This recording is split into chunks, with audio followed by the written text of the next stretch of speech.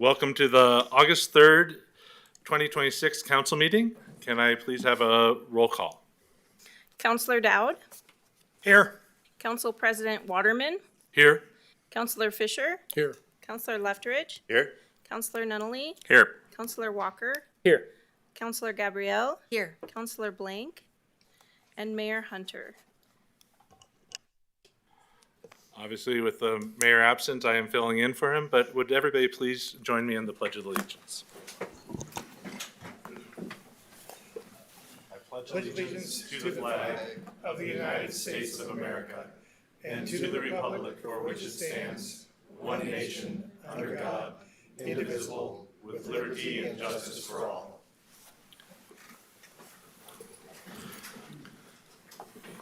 Welcome. We have a full house today and a good agenda ahead of us. I would look to council for approval of the agenda. Council Gabriel. Your Honor, I would move that we approve the agenda as published. Second. Councilor Walker, thank you. All in favor of approving the agenda as published? Second. Aye. Aye. None being opposed, thank you. Now I'd like to see if we could review the consent agenda. On the consent agenda today, we have the council minutes for June 29th and July 6th council meetings of 2026, and a proclamation recognizing the Northwest Montana Fair and Rodeo and commemorating America's 250th anniversary.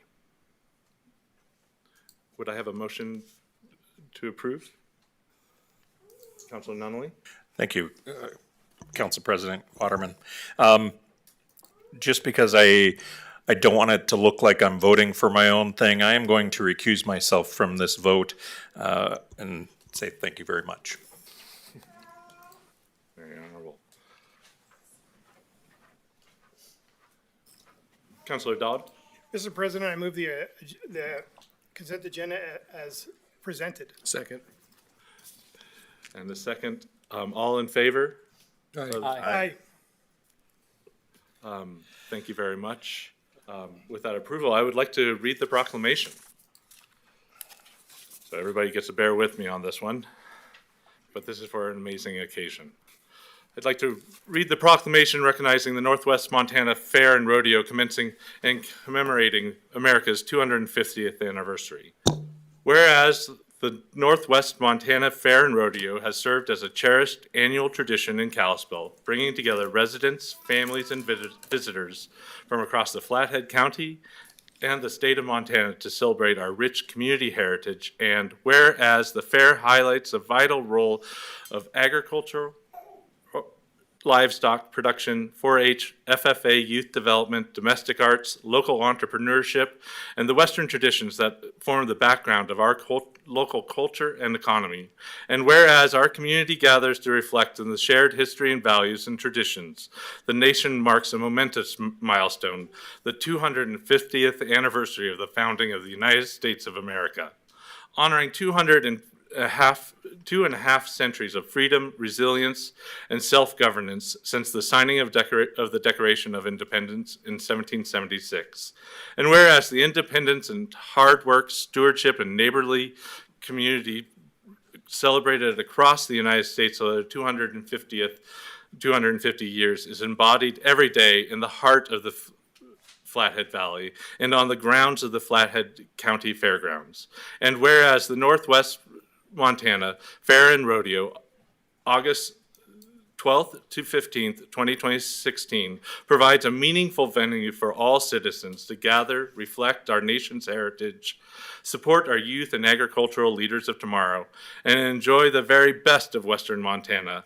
I, therefore, Council President of the City of Kalispell, Montana, do hereby proclaim the week of August 10th, 2026 as Northwest Montana's Fair and Rodeo Week in the City of Kalispell, and urge all citizens, families, and visitors to join the celebrations of our community's agricultural heritage, supporting our local youth, and honoring the 250th birthday of this great nation during this historic year.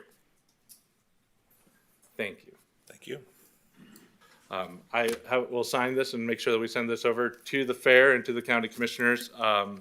And with that, would like to move forward to our community reports. Community reports are going to be is a recognition of life-saving actions. Recognition of lifesaver actions. Firefighter Chris Albrecht and firefighter Zachary Luntz. Fire Chief Jay Hagan will introduce the firefighters Albrecht and Lance and explain and present the award and plaques. Good evening, Council President, City Manager Niger, and council members. Thank you for allowing us to be here with you this evening. To my left, I have firefighters Zach Lance and Chris Albrecht. Take a few inches, guys. It's okay. And for background, to summarize what was in your agenda memo, on June 4th, 2026, KFD units responded to multiple locations along the Stillwater River for a reported water rescue involving a victim floating downstream in high, fast-moving, and cold water conditions. In coordination with South Kalispell Fire, Flathead County Sheriffs, and Flathead Search and Rescue, they were able to locate the victim. Two of our units, Engine 631 and Medic 621, deployed shoreline rescue teams. However, the victim was unable to grasp the throw rope due to exhaustion and cold water and lack of muscular coordination. With no swiftwater rescue personnel yet on scene and the victim's condition deteriorating rapidly, firefighters Lands and Albrecht volunteered to initiate an in-water rescue despite some limited equipment and significant risk. Firefighter Lands entered the water secured by a rope tended by Albrecht, reached the victim, both were safely brought to shore. The victim was subsequently transported for treatment at Logan Health. The actions of firefighters Lands and Albrecht reflect exceptional professionalism, decisiveness, and dedication to life safety. Their conduct is commendable and in keeping with the high standards of the Kalispell Fire Department. And I also want to point out that Captain Chris Rupp in the back of the room, their supervisor, was on duty that day, and he initiated this effort to recognize these men for their good work. So at this time, Council President Waterman, if you would like to present the plaque, we'd love to have you do that and take a photo. Okay. So slide here.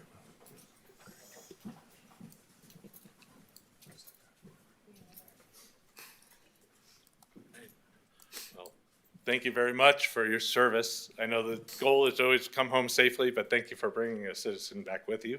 We have a plaque that we're honoring you with.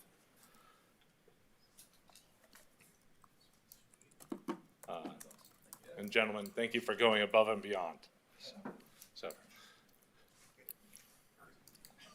Kyle, do you want to lick this dressing? Sure. Thank you, sir. Awesome. Thank you. Thank you.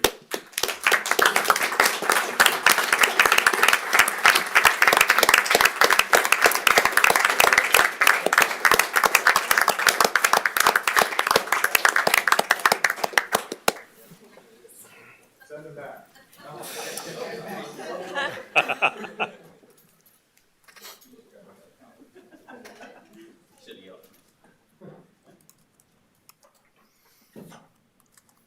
Thank you, guys. Appreciate that. Thank you. Thank you. Thank you, Chief, for the report. And again, gentlemen, thank you for the good work to the community. I would now like to open the meetings for general public comment. If you would like to provide comments on any items under the jurisdiction of City of Kalispell. And See, the first thing I'd like to do is say I'm Dale Haar, and I reside at 80 Buffalo Hill in Kalispell under the water tower amidst all of the construction that's going on there right now. And I come not as a pro or an advocate or against the headlines today, but the first thing I want to find out is if Jed's been catching any good fish over at Duck Lake. Right? Yeah, okay. My first stint on the council was in the late 70s when I was selected to fill an expired term. and the second one was for 2 terms during the 90s. And during that second time that I was on the council, we struggled with the decision of whether or not to hire a manager, city manager. And I can say that it took about a year for the sides to finally get together and hire Bruce, and the story went on from there. He took the gambling money and paved over every street in the city, I think. And I think he won the hearts of the citizens, and certainly was popular from then on. But tonight I'd just like to reflect on council work during those years prior to a manager. Each one of the councilmen had a department, city department, which they were basically in charge of. And at one meeting a month, they would make a report from that committee or from that department. As a for instance, I was the head of the Streets and Alley Committee and met with the crew and with the management, and once a month gave a report on what was happening with the streets and alleys. And that brings me to a point that I have noticed recently in driving around town and trying to avoid the amount of traffic. I take a lot of alleyways, and our alleys are in terrible shape. I think that as we're looking at building more paths or more whatever, alleys should certainly be on the list. But the reason I wanted to just stop by was just to relate, and I'm sure that a lot of people don't get the paper, and I hope that they have a chance to see this headline. Like I say, I'm not for or against it, because you are going to vote for or against it. But it is true that after we hired Bruce, the council did pass a resolution that we were going to lower the salaries of the council people, which we did. And now I look at this, you know, is what's the manager not doing for you? You know, you basically work with him. He presents an agenda along with the staff of the other departments, and you have, I don't know, maybe you had a meeting in the park and you were affected by the heat and the sun or whatever, but I just wonder the logic of it. You know, why isn't it 200%, you know, or 300? You know, go for it as long as you're going for something, but I can't, I couldn't believe it when I opened the paper this morning. And would just like to say that we have confidence in our council people. We support them, and we attend the elections, and we campaign. And the other part of it that I would mention is that I think that our senior citizens are people that we never hear anything from the council about the situation that they're in. And I know in the neighborhoods and with the people that I visit and have an opportunity to talk with, these times are tough for them. You can imagine an older couple and one of them passes away. They can't afford the house that they are living in, and they can't sell it because what they would get, they can't buy anything, and at rent from $1,500 to $2,000 a month. You know, we're just kind of letting these people wilt out there. Most of them can't afford a paper anymore. The news they get's on TV if they have a TV. But, you know, it'd be good to hear from the council that, hey, we have a group of people in our community that could use some help. Even if it was a gesture, even if you said, hey, if you've lived in your house for 25 years and you're 65, we're gonna top off your taxes. No higher taxes from here on out. And this, of course, has come after the water rates have gone up, what, 50% last year and another 50% this year, and the promise that we're gonna get you 50% next year. But, you know, you could help yourselves if you talk about some of the issues that your citizens are suffering under. Would be appreciated. You know, and I would think we all have it in our hearts that we'd like to see everybody get as long as well as we can. So I'm going to excuse myself because the Dodgers are playing tonight. Ohtani had 2 hits, first two times up to bat, playing the Cubs. But I wish you well in your deliberations and everything, and thank you for your attention. Thank you for your comments.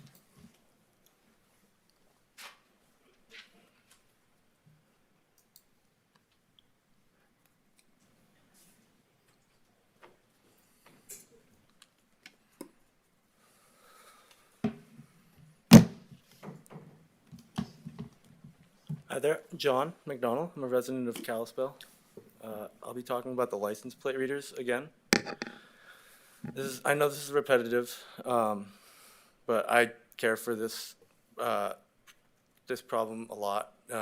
It's something that affects all citizens. So I want to paint you another picture for tonight. A single security researcher, no government clearance, no special access, no insider connections, bought one of these license plate reader cameras on the open market. He then took it apart, and what he found was not a manufacturing default in one unit. He found a systematic vulnerability. More than 150 identical cameras already installed across this country were live streaming Americans' movements, plates, video, timestamps straight onto the open internet. No password, no login, and nothing standing between that data and anyone who knew where to look. And one man on one weekend, one used camera was all it took. In January of this year, investigators found at least 60 more cameras from the same industry exposed the same way, some allowing outsiders not merely to watch, but to delete the footage outright. That raises a serious evidentiary concern.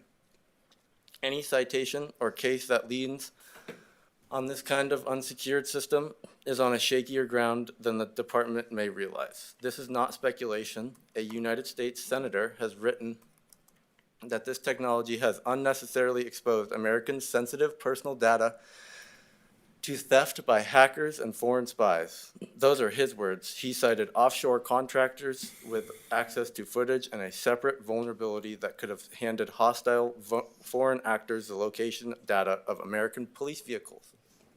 In 2014, even CISA, the federal agency whose entire purpose it is to stop exactly this kind of breach, was itself breached. So I ask you, why is this convenience of parking enforcement a more compelling government interest than the privacy of the teachers, students, and parents who park near Flathead High School? And why is it more important than the safety of the officers who'd be issuing these citations, officers whose own locations could be exposed for as long as a mobile unit like this stays on? A security expert, Bruce Schneider, has said, amateurs hack systems, professionals hack people. And once someone gets in, what do they find? They find a mother driving her children to school, a retired couple on their way to church, a man coming home past midnight after a long shift.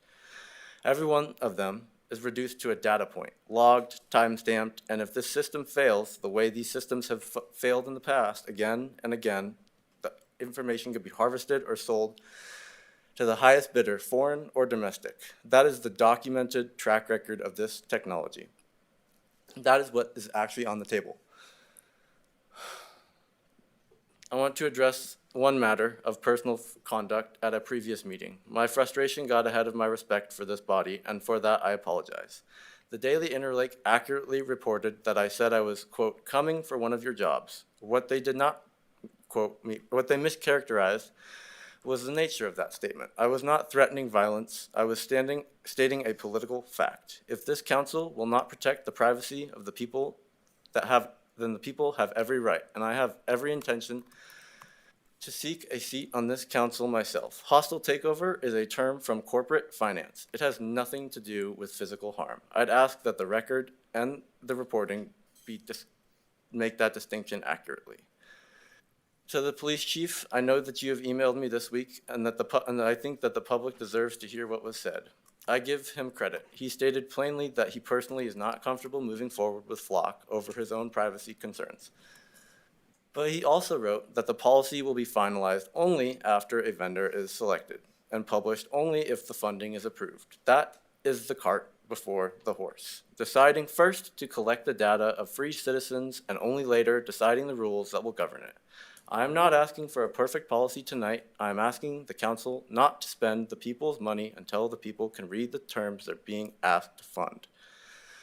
The chief also called this data anonymous. With respect, that word does not fit. A license plate is a unique government identifier deliberately tied to a registered owner, and not linked to a criminal database is accurate. Anonymous is not. You've said that the city has no intention of using flock or fixed cameras and that no vendor has been chosen. That's precisely why a pause is the only responsible course. There's no contract, no policy, no retention limits. You've pointed to Bozeman, Missoula, and Whitefish as models. I went looking for their written policies and contracts, the very transparency that I've been asking this council to provide, and I could not find them. What I did find was a Bozeman police captain stating on the record that his department has no plans to use this technology at all. If a private citizen can't locate the policies of the cities held up as our examples, why should the people of Kalispell believe they'll fare a better from a year from now? Leaked internal documents from one major vendor describe a product designed, in their own words, to, quote, jump from ALPR to person, linking a plate not only to its owner, but to that owner's family and associates without a warrant. The Electronic Frontier Foundation has called this precisely the kind of dystopian pantocotion privacy advocates have long warned against. I don't claim Kalispell has proposed this. I claim that the system installed today for parking tickets can be expanded tomorrow into something far more invasive unless this council closes that door in binding policy before it's opened. In 2018, Kalispell's human chalk-based Donald. enforcement. Mr. McDonald, just reminding that we're watching our time because we do have a full Okay. agenda today. Well, I guess that's all I have then. But yeah, this is an important issue and it's not being taken seriously enough, I don't think. Thank you for your public comment.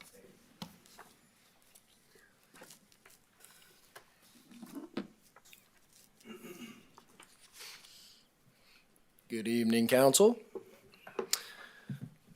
My name's Colton Vreeland. I live here in Kalispell. I drive a car, and I live near Flathead High School. And that last fact matters more than most of what will be said in this room. If these cameras go up, I am one of the people who will be most heavily affected. My personal vehicle will be logged and documented simply for being at my own home, for leaving in the morning, for coming back in the evening, for sitting in my driveway. All of it collected, time-stamped, and stored. For the stated purpose of better, more convenient parking enforcement. I want a clear answer to a very basic question. What parking, exactly, is there to enforce around Flathead High School that justifies turning the daily movements of residents into permanent data points? I am not a lawyer, and I'm not a cybersecurity expert. I am just a resident who lives close enough to the high school that any system placed in that area will treat my ordinary life as material to be collected and retained unlawfully. I do not want these cameras, nor does a select group of people. Not in a limited form and not with promises of future policy, not at all. I support everything Mr. McDonald has put on the record tonight, and I will not simply just repeat his points, but I will add to them. I will ask this council to confront the full record of this technology, not the cleaned up version that is convenient for a funding vote. First, the security failures are not the security failures are not limited to one company or one bad configuration. A private researcher bought a single license plate reader camera on the open market, as he stated, discovered more than 150, and later counts reached roughly 170, which is on record. Similar devices were already installed across the United States that were live streaming video and detailed plate data on the open internet with no password and no login required. That was not a one-off situation, that was a pattern. Later investigations have found additional systems from the same industry exposing things the exact same way. Some of them allowing outsiders not merely to watch the footage, but to delete and hide it.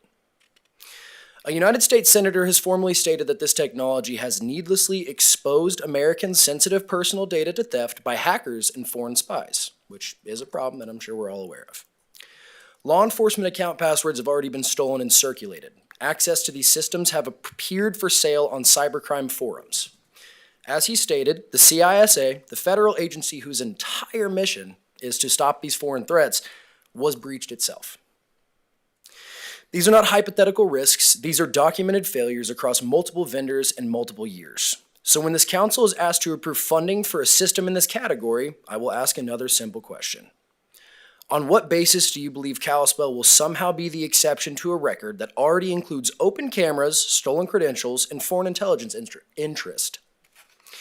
Especially for residents like me, people whose vehicles, anyone in here, will be logged every single day just for living near a school or near a place where these cameras will be put. The error record is equally clear. A police department study has misread rates of 35 to 37. A police department study has found misread rates of 35 to 37%. The Institute for Justice has documented at least 27 cases since 2018 in which people were stopped, detained at gunpoint, or jailed because an automatic license plate system got it wrong. One of those cases ended with a $1.9 million taxpayer settlement, after a family, including a 6-year-old child, was forced to the ground at gunpoint over a plate mix-up. That money did not come from the vendor. It came from the residents of that city. Has Kalispell's risk manager or insurer quantified what a similar incident would cost here? Is that exposure built into this $70,000 figure? Or is it sitting outside the budget waiting for us future taxpayers and future councils to absorb? I just want a clear answer. The last thing I will bring up, the vendors themselves have a documented pattern of expansion and data sharing that goes far beyond parking enforcement. Once the infrastructure is installed, the pressure to widen its use is built into the business model. Longer retention, broader sharing across agencies, and new capabilities that link a plate not just to a vehicle, but to a person and that person's associates. Some vendors have marketed products designed in their own language to jump from LPR to person, as McDonald brought up. Others have allowed nationwide searching of local data with minimal oversight, and still others have been caught enabling officer misuse, including some cases of officers using these systems to track romantic partners. This is not one company's problem. This is an industry pattern. The only reliable way to stop that expansion is to write hard limits into policy before any system is purchased or activated. I lost my place, sorry. Anyways, And I'll just I'm going to end it there. remind. Yeah, we got time, but I'm going to end it there. I appreciate your guys' time. Thank you very much. Thank you for your comment. Are there any other public comments? With that, we'll move on to our council agenda. Working on the Birchwood development. Do I ask for the staff presentation first? Sure. Yeah, Mayor and Council, I'll turn it over to Donnie McBeth, Planner 2 for a staff report. Good evening, members of council. Donnie McBath, Planner 2 with Development Service. Tonight, I will be presenting staff report KA 26-02 regarding the Birchwood annexation, initial zoning request, and staff report KPUD 26-01 regarding the Birchwood Plan Unit development. The subject property consists of approximately 21.32 acres located east of US Highway 93 Alternative, south of 4 Mile Drive, and west of Northland Drive, and north of North Ridge Way. The applicant is Habitat for Humanity of Flathead Valley Incorporated. The applicant is requesting annexation into the city of Kalispell, initial zoning of R3 residential with a plan unit development PUD overlay, and approval of a plan unit development consisting of approximately 95 residential dwelling units, including detached single-family homes, cottage homes, and townhomes. This evening, I will provide a brief overall of the proposal, summarize staff analysis and findings, discuss the Planning Commission's recommendation, and conclude with the staff's recommendation for the City Council consideration. The review of the application is governed by the Montana Land Use Planning Act, MLUPA, and the city's adopted Kalispell Land Use Plan, Planet 2045. Together, these establish the applicable review process and approval criteria.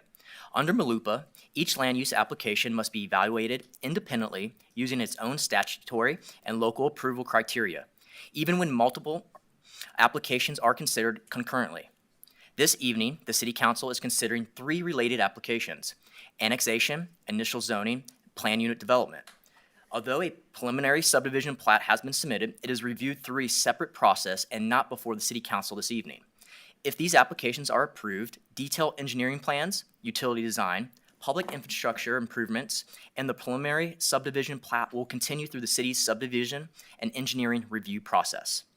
Throughout this presentation, I will identify the applicable review criteria, summarize the technical information submitted by the applicant, discuss the Planning Commission's recommendation, and explain how staff applied these standards to reaching its recommendation to City Council.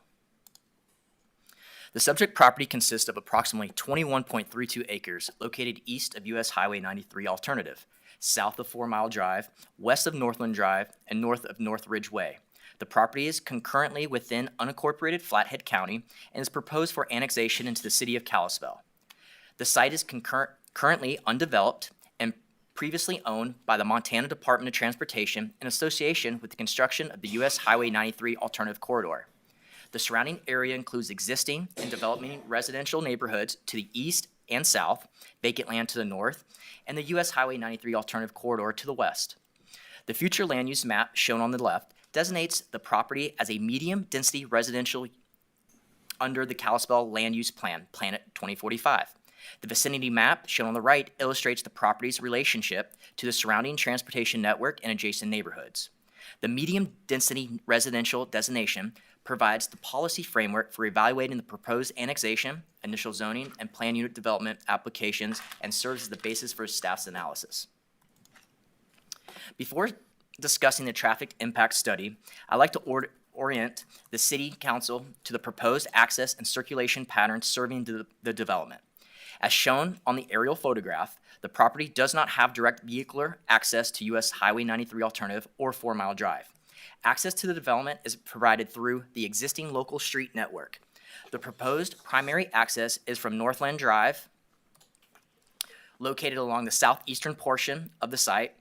A secondary access is proposed from North Ridge Way, providing additional connection from the neighborhood circulation, emergency services, and overall network connectivity. The proposed street network also includes a future street connection to the north, allowing for connectivity should that adjacent property develop and supporting the city's long-term transportation planning objectives. These proposed access points form the basis of the traffic impact study and were evaluated by the applicant's traffic engineer, the city's independent third-party traffic engineering consultant, Public Works, and reviewed by the Planning Commission as part of its recommendation to City Council. The conceptual development plan establishes the overall framework for the proposed neighborhood, including 95 residential dwelling units consisting of detached single-family homes, cottage homes, and townhomes. The plan also illustrates the internal street network, residential lot layout, pedestrian connections, common open space, landscaping, and stormwater facilities. The overall residential density is approximately 4.46 dwelling units per gross acre, which is consistent with the medium density residential designation for Kalispell Land Use Plan, Planet 2045, and remains below the maximum density anticipated for that designation. As part of its review, staff evaluated the conceptual development plan for consistency with the plan unit development regulations, the Kalispell Land Use Plan, and the applicable review criteria contained in the Kalispell zoning ordinance. It's important to note that this application establishes the overall development framework for the site. Detailed engineering plans, utility infrastructure, subdivision improvements, and construction plans will be reviewed separately through the subdivision engineering and building permit process if the applications are approved. The conceptual development plan shown on the slide serves as the basis for the staff's evaluation for the PUD application. As part of the PUD application, the applicant is requesting several deviations from the development standards contained in the Kalispell zoning ordinance and the Kalispell subdivision regulations. The PUD process provides flexibility in the site design while ensuring the overall development remains consistent with the intent of the zoning ordinance. The Kalispell Land Use Plan and the applicable approval criteria contained in Section 27.19.020 of the Kalispell zoning ordinance for this application, the requested deviations include the absence of east-west street connections, the use of private alleys to serve certain residential lots, reduced minimum lot sizes, and reduced minimum lot widths. The exhibit shown on the slide illustrates the proposed street layout, lot configuration, and access pattern associated with these requests. Staff evaluated each requested deviation using applicable plan unit development and subdivision review criteria. The analysis considered whether the deviations are supported by the overall site design, remain consistent with the intent of the applicable regulations, and satisfy the required approval criteria. The applicant's justifications, staff's analysis, and the Recommended findings for each deviation are discussed in greater detail within the staff report. The applicant submitted a geotechnical investigation prepared by Alpine Geotechnical dated August 19th, 2025, to evaluate subsurface conditions and provide recommendations for the proposed development. The investigation identifies the property as a known fill site associated with construction of the U.S. Highway 93 alternative corridor. Fill depths generally range from approximately 5 feet to more than 17 feet across portions of the site. Beneath the fill, the investigation primarily encountered native silt soils, with native gravel identified only in isolated areas. The investigation identifies several geotechnical considerations for future development, including grading, roadway construction, utility installation, foundation design, and long-term settlement. Because subsurface conditions vary across the site, foundation recommendations may also vary depending on conditions encountered during construction. Recommended engineering measures included engineered fill placement, removal, and recompaction of unsuitable materials where necessary, geotextile, stabilization, fabric, triaxial geogrid reinforcement beneath roadway sections, and geotechnical observation and testing during grading and construction. That's a wordful. The geotechnical investigation concludes that the property can be developed provided its recommendations are incorporated into the project's design and construction. Staff's review did not identify information inconsistent with these conclusions. Accordingly, the recommended condition of approval require compliance with the geotechnical investigation, future engineering review, subdivision improvements, infrastructure construction, and building permit review to ensure those recommendations are implemented throughout the subsequent phases of development. The applicant submitted a traffic impact study prepared by WGM Group to evaluate the transportation impacts associated with the proposed development. The study evaluates the proposed residential development and analyzes traffic operations under both existing and projected future conditions, including the surrounding roadway network and intersections that may be affected by the project. The analysis assumes primary access from Northland Drive, secondary access from Northridge Way, and a future street connection to the north as adjacent properties develop. The plan unit development application also includes requests for deviations from the city's standard street connectivity requirements, including the absence of east-west street connections and the use of private alleys serving portions of the development. Those requests were evaluated independently under the applicable plan unit development review criteria. The traffic impact study identifies a reduction in level of service for one intersection, movement under future conditions. However, that movement is projected to continue operate at an acceptable level of service. Based on the analysis, the study does not identify transportation improvements attributable to proposed development. At the city's request, the traffic impact study was also reviewed by an independent third-party traffic engineering consultant in coordination with the Public Works Department. Together, those reviews were evaluated, projected traffic operations, access circulation, connectivity, and traffic distribution to determine whether the surrounding transportation network can accommodate the proposed development. If approved, detailed roadway design, intersection geometry, alley design, parking layout, emergency access, drainage, utilities, and subdivision improvements will continue through the city's engineering and subdivision review process. Because the property is located adjacent to the U.S. Highway 93 alternative corridor, the applicant submitted an acoustical analysis prepared by Big Sky Acoustics to evaluate the projected traffic noise impacts associated with the proposed residential development. The study evaluated projected traffic volumes and noise levels throughout the site and identified portions of the western edge of development that would exceed the city's 60 decibel exterior residential noise standard without mitigation. To address those impacts, the study recommends a sound emission system consisting of a 6-foot sound wall constructed on the top of a 2-foot berm, providing a total mitigation height of approximately 8 feet. According to the analysis, these measures would not reduce projected noise levels to the city's exterior residential noise standard for the affected portions of the development. This conceptual development plan includes open space along the western property boundary adjacent to the bypass corridor, providing an area where the recommended mitigation measures could be located. Final design, location, landscaping, ownership, maintenance, responsibilities, and construction details will be addressed during subsequent engineering and subdivision review if the applications are approved. The acoustical analysis concludes that the projected traffic noise impacts can be recommended measures. Accordingly to the recommended conditions of approval, require those recommendations to be incorporated into future engineering and subdivision review. And this shows you, in this picture here is the year 2046 with no barriers and the sound decibels that lead out. And then the picture over here is with the 8-foot barrier and with the sound decibels, the traffic noise. As you can see, there's quite a difference in each one with the 8-foot compared to no wall. Throughout the review process, staff evaluated the applications for consistency with the Montana Land Use Planning Act, the Kalispell Land Use Plan, Planet 2045, the Kalispell Zoning Ordinance, and the applicable provisions of the Kalispell Subdivision Regulations. As part of that review, the applications were circulated to the appropriate city departments and reviewing agencies, including Public Works, Engineering, Parks and Recreation, the Kalispell Fire Department, and other affected agencies. Staff also evaluated the technical information submitted by the applicant, including the traffic impact study, geotechnical investigation, acoustical analysis, and utility information, and other supporting documentation. Public comment was received during the review process and has been included in record for the council's consideration.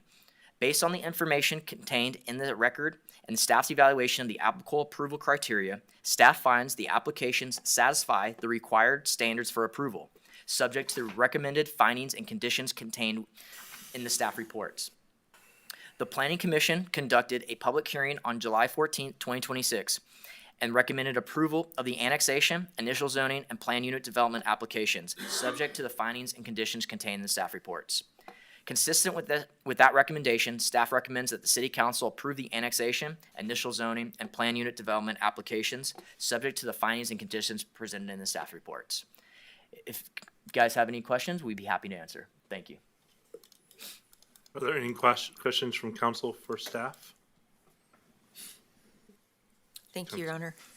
Just the one regarding the access in and out of that area. Until 4 Mile has an entrance, this one down here on the right is the only one, is that correct? So there's going to be two entrances. There's going to be one that's going to come in right here, and then there's going to be one that's going to come in right here. And then until this future right here that's owned by a different entity, until that is either purchased or they agree to have the road, that's the future plan. So, and they can't access the alternative highway from there. So the only way for them to get anywhere is to dump onto one of those other roads, probably Northridge if they're trying to go north. Is that correct? That is correct. Okay. To expand on that a little bit, fire regulations would require just 2 accesses coming through there, and they can't loop back to the same point. But as you can kind of see in here, you come down and you can go, up towards 4 Mile or out on Summit Ridge, or a number of different ways exiting out of there. And as you noted, they can't get the access onto the highway. It's a different property owner that's off to the north, and if and when that develops, they do have provisions for 2 roads to extend into that, but not through that because it's a separate property owner. And one of the deviations in the PUD didn't require connections to the east. And when you go out there, it's an extremely steep slope. When they developed Phase 5C, which has been under construction and coming up for final plat fairly soon, there weren't any provisions for connections there because the topography really honestly didn't allow for it, which is why they don't have that. Part of what they did there too was it created along that eastern boundary a pretty substantial green buffer between them and the adjoining properties in lieu of a line of homes and having that road connection because of the topography. Thank you. Yeah. Mr. Fisher? Thank you. The acoustic wall, inside or outside the trail? It's going to be on the other, it's going to be closest to their property. So it will be the trail or the wall, trail towards the highway, wall towards their property. Who pays for that? Development would pay for development. Thank you. Mr. Dow? Thank you, Mr. President. Have they inquired about maybe an easement to the property owner to the north to try to correct Yes. this? Because one of the problems here is that this may never happen. the northbound access may never happen, and then they're, out of regulation for their subdivision. They wouldn't be out of regulation for the subdivision. They're only required to have the 2 accesses. They're not required to have 3. And they have the 2 accesses coming out. This is where they've got the connection at the southeast I see corner. the and connection that goes up to 4 Mile, but is there another route? No, there's 2. There's where he's got the cursor there. There's a connection that comes through, which is an existing storm pond that's going away as part of what they're doing there. So there'd be a road coming in there, and then there's an extension that was already provided for there. Sure, but they both lead to the same point out in 4 Mile, unless there's some way to get south No, that I don't well, know. 4 miles way up there, but you can go up to the north to 4 Mile, but you can also head to the east on Summit Ridge and North Ridge, or kind of go off to the side and go down to the south. So they're not literally coming to the same spot. That's the only way that you wouldn't count that as being 2. It's not coming into the same neighborhood as that. So they have well over the required access to meet any of our access and fire access regulations. That's with the current density they have now, right? And Even with a much greater density, they would still meet it. we don't ever go over 2 access points required? No, the only situation is if the fire department required it for a particular reason, but generally speaking, you have 2 accesses is typically what your requirement is. At 50 single-family homes is when the second access kicks in. When it's multifamily, that second access kicks in at 100. But yeah, you could have quite a few more units in there without having any additional access requirements under any codes that we have. Thanks. So to answer the question a bit further, there's primarily the traffic will go north on Northridge, but there is multiple connections east, which also connect you to the south. So it's not, but those are all local streets.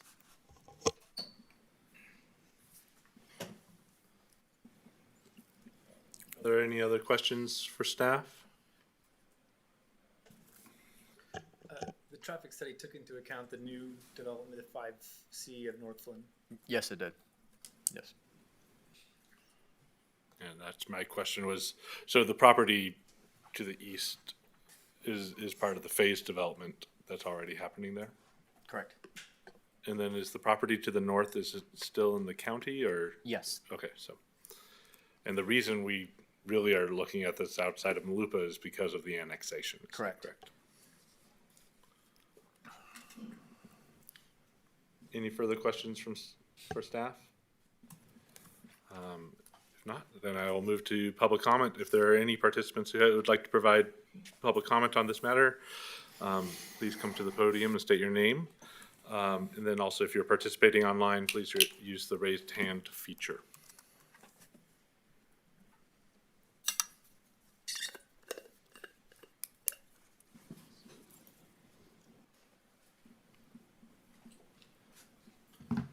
Good evening, I guess not mayor and council, but good evening, council.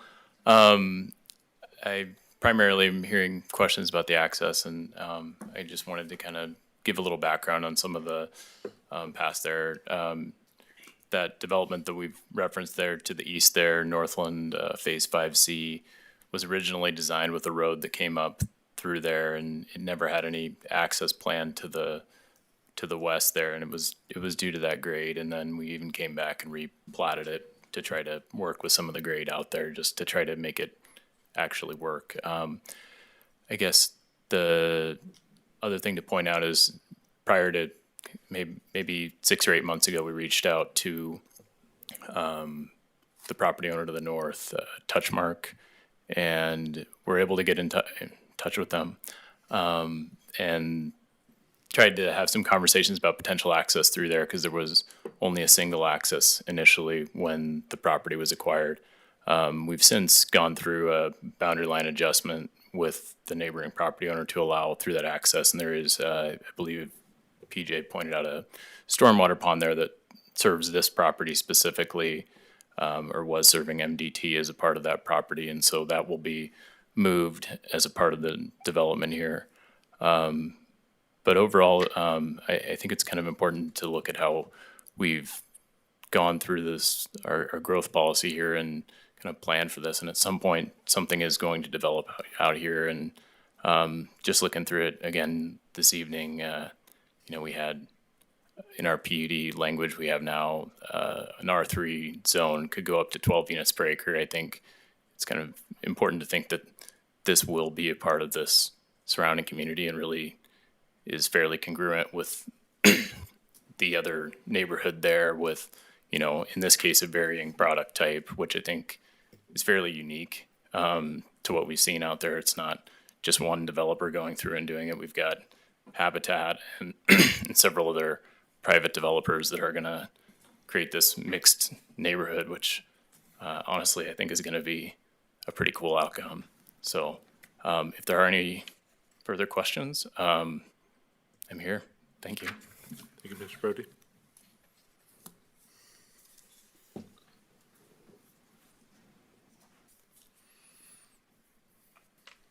Good evening, Council. My name's Mary Beth Morand, and I'm the Executive Director of Habitat for Humanity of Flathead Valley. Thank you for reviewing this evening. I think what you do have before you is a very unique and thoughtful design for affordable housing. We've spent over a year designing this with the city, with our board of directors, with our community partners. And I'd like to tell you a little bit more about it that may not be in the report. The intention of this development of these 95 units is really for the greater good in so many ways. I'd like to first reassure everyone that this neighborhood will be covenant restricted for ownership only. And it's very important to us that it is a mixed income neighborhood. The last thing we ever want to do is have a neighborhood that is stigmatized as affordable housing for those people. So there's been a lot of intention behind how we've developed this and physically how it will play out too. We are partnering with NeighborWorks Montana. In fact, they hold the loan for us to be able to have bought this property from the Department of Transportation.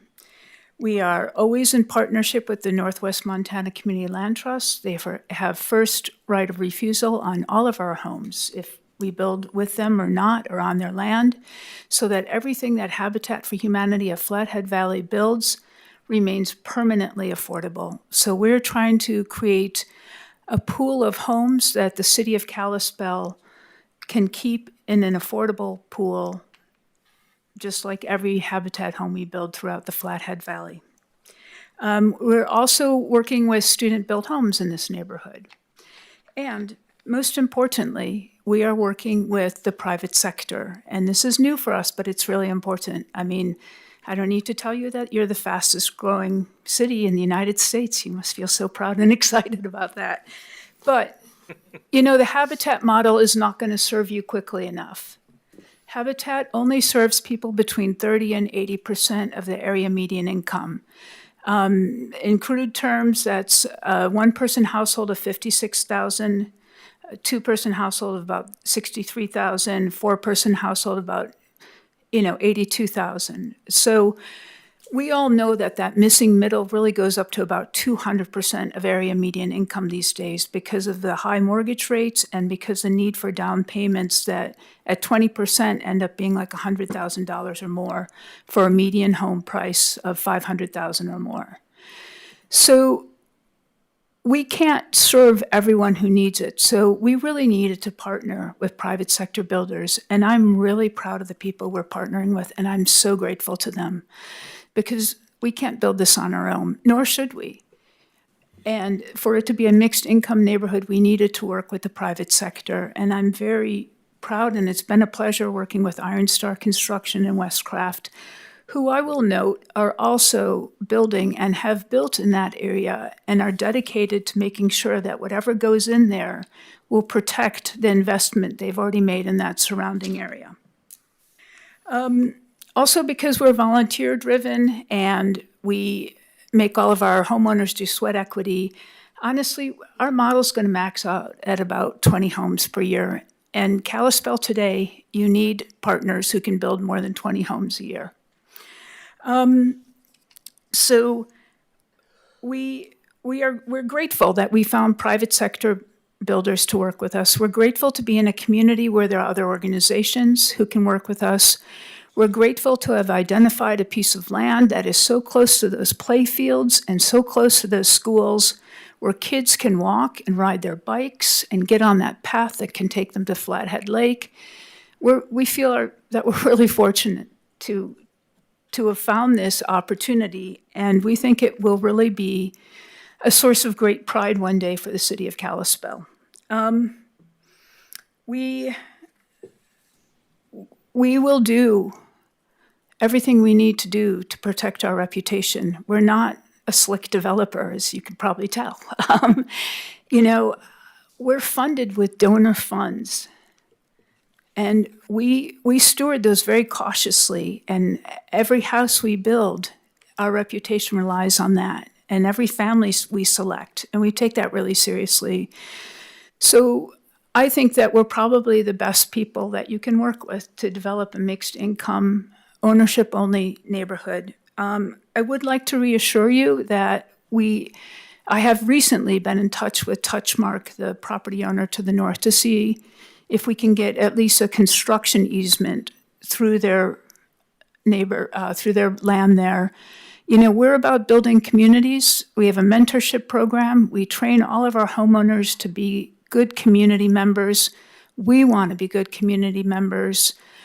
We realize that, yes, there may be a 1-second delay in traffic, but I appeal to the greater good as you consider this. Thank you very much for your time. Thank you very much.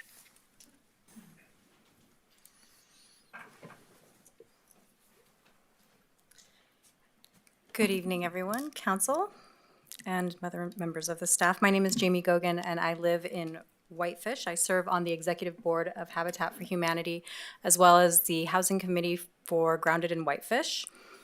And tonight I'm speaking as a Flathead resident.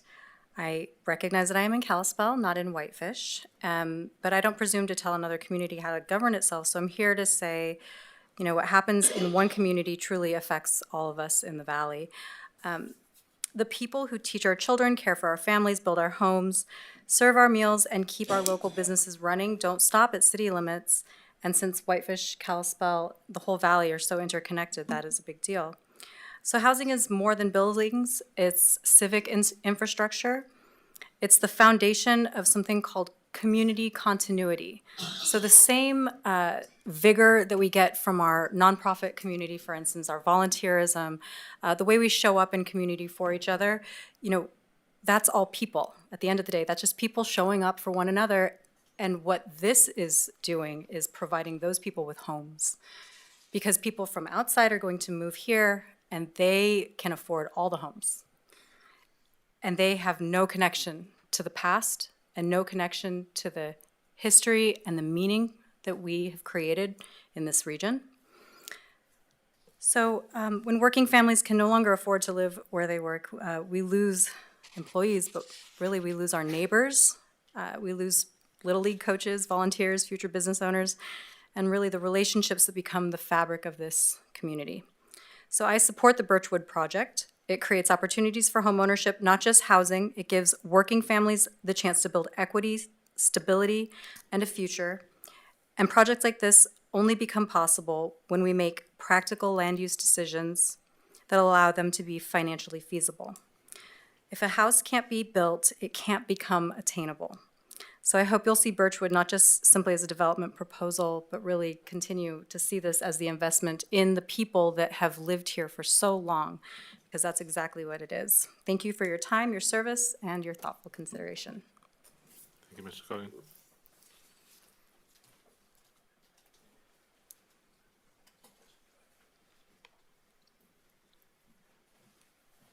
Hi, Council. I'm Matt Venturini. I'm the chair of the board for Habitat for Humanity.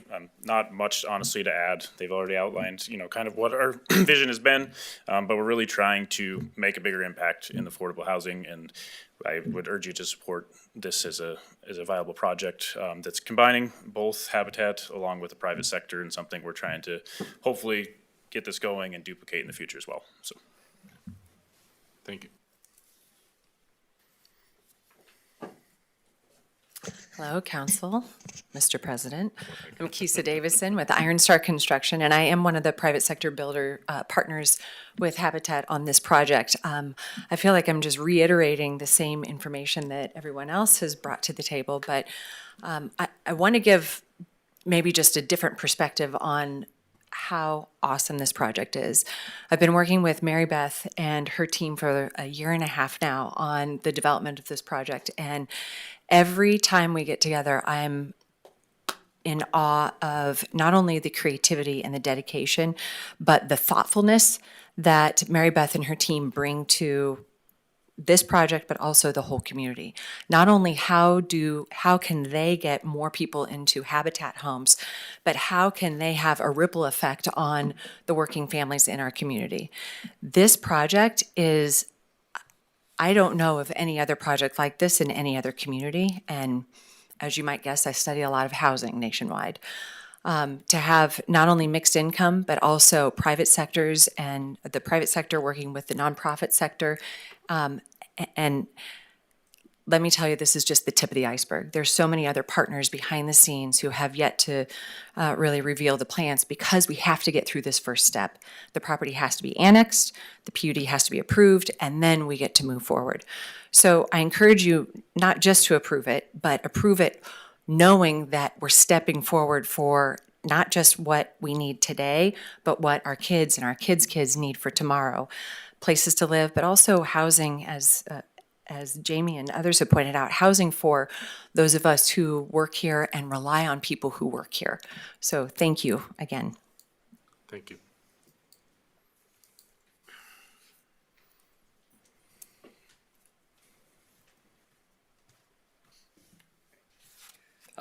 Thank you, council members, President. My name's Brian Putnam. I'm a local resident. I live within a couple of miles of this planned development. I'm also a construction volunteer with Habitat and a member of the board of Habitat for Humanity. I don't really have a whole lot to add to this. I just think it's going to be a really nice neighborhood when it's finished. There'll be 95 families living there. I would also like to point out that as far as bicycle access is kind of one of my things that I like to see. And this development really has it. They've got, bicycle access onto the streets to the south, and then they also can get onto a 4 Mile Drive and onto the biking path there. It'll make this neighborhood just a really nice neighborhood for kids to be in and to be able to access, the shopping areas and downtown and the ball fields that'll be right next to it. So, thank you. Thank you.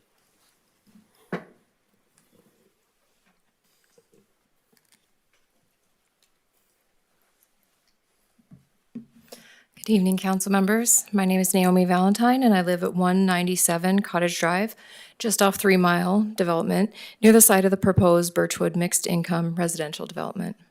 I'm here today both as a nearby resident and as someone who works for NeighborWorks Montana, a statewide nonprofit focused on expanding access to safe, stable, and affordable housing. From both perspectives, I strongly support this project. Kalispell continues to face a shortage of attainable housing for the working families who keep our community running, and Habitat for Humanity has a long proven track record of delivering permanently affordable homes that strengthen neighborhoods long-term. Their mixed-use proposal adds thoughtfully designed homes and community space in a location that already has nearby infrastructure, services, and connectivity. As someone born and raised in Kalispell, I also want to highlight how important infill development is for Kalispell's long-term health and preventing sprawl into our remaining farmland and open areas. Annexing and zoning this development into the existing city footprint is more sustainable, more fiscally responsible, and far better for preserving the farmland and open spaces that surround our community. Infill uses existing roads and utilities, reduces sprawl, and keeps Kalispell growing in a way that still protects the character and agricultural areas of our valley. I'm not concerned about the small increase in traffic to the area. I think that over the last 6 or 7 years especially, we've experienced increased traffic across the city. And while I understand a lot of people who've lived here a long time might struggle with that idea, it's something that just comes along with having a vibrant, growing city. And having a little more patience is a small trade-off for a growing, healthy economy and a place people want to live in. So as someone who lives close by and someone who works every day on housing solutions for Montana, I believe this project is exactly the kind of responsible, community-focused development Kalispell needs. Thank you for your time. Thank you.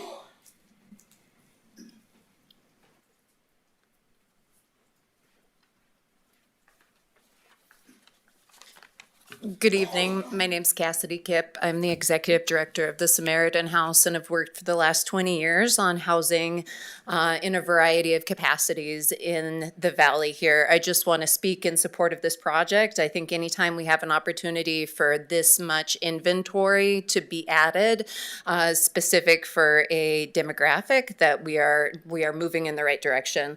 I also think that right now we're seeing a lot of people who fall within the, let's say, 30 to 80% AMI, really up to 200% AMI, trapped into rental markets at this point. So allowing for there to be some movement within those demographics and for people to get into home ownership and perpetuity, I think is great. I spent a great deal of my childhood out west of town, as far back as development went at that point, and this is certainly a ways past that. But what I can say is that I like the composition of what they're offering here with townhomes, cottages, single-family detached homes.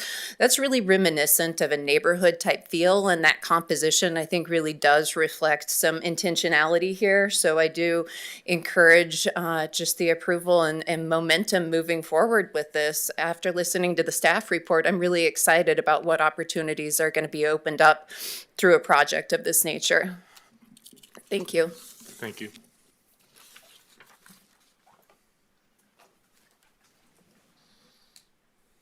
there any other? Thank you. If you're online, would you like to give your public comment? Can you hear me? Yes, we can. Oh, okay, great. My name is Darla Provencio. I live at 528 Crestview Road. Hello, Council. I live pretty close to this development. I have some major concerns because there is already new housing that has been built over the last 5 years. The neighboring neighborhoods to this development do not all have sidewalks.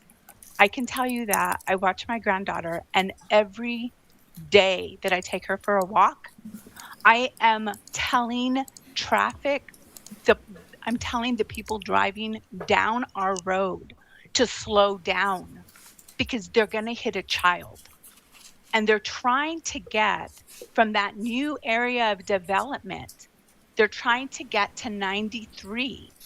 And they come through Crestview, they jump onto Northridge, and they're trying to get to that light. This is only going to make it even more dangerous for the children that play in their front yards. If a ball goes out, it is already, to me, very dangerous for my granddaughter when I'm pushing her down the street in a stroller. I think that personally, this should be postponed, this decision. And Carrie, Gabriel, and Wes Walker should go door to door in this neighborhood and ask all the other moms that stay at home how this affects them. Because this does put our children in danger for how much building has been going on. I mean, even try and consider speed bumps. Can we start having speed bumps to slow this traffic?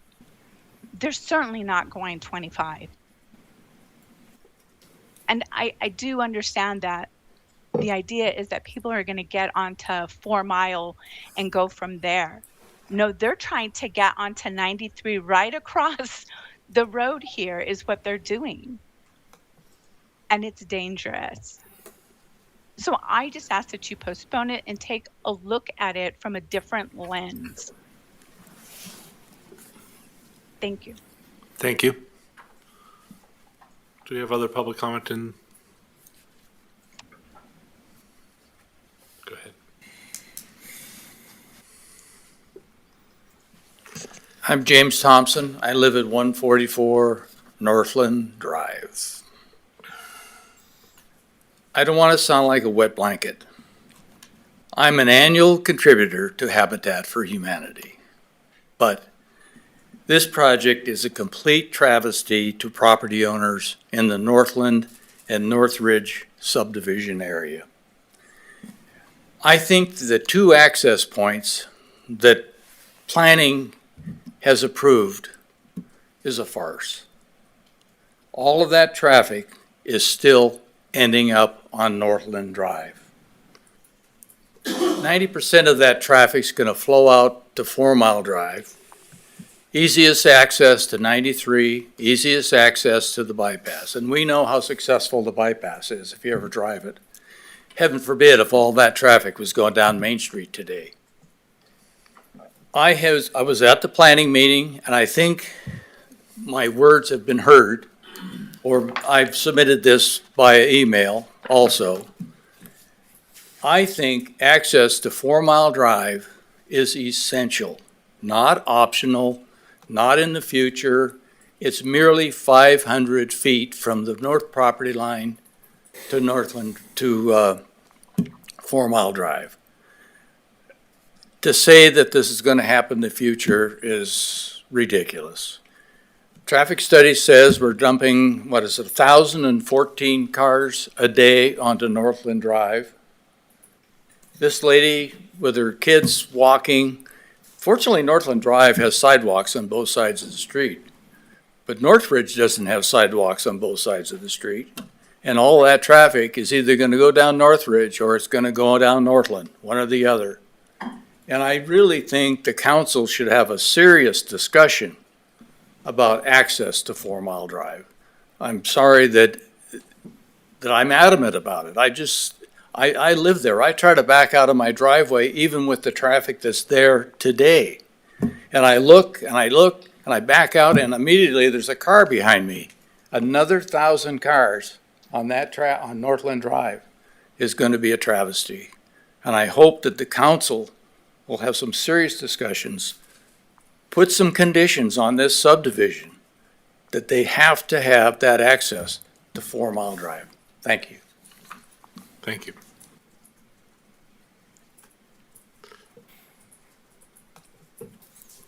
Is there any other public comment? Seeing none, and we don't have any online, I move to council for.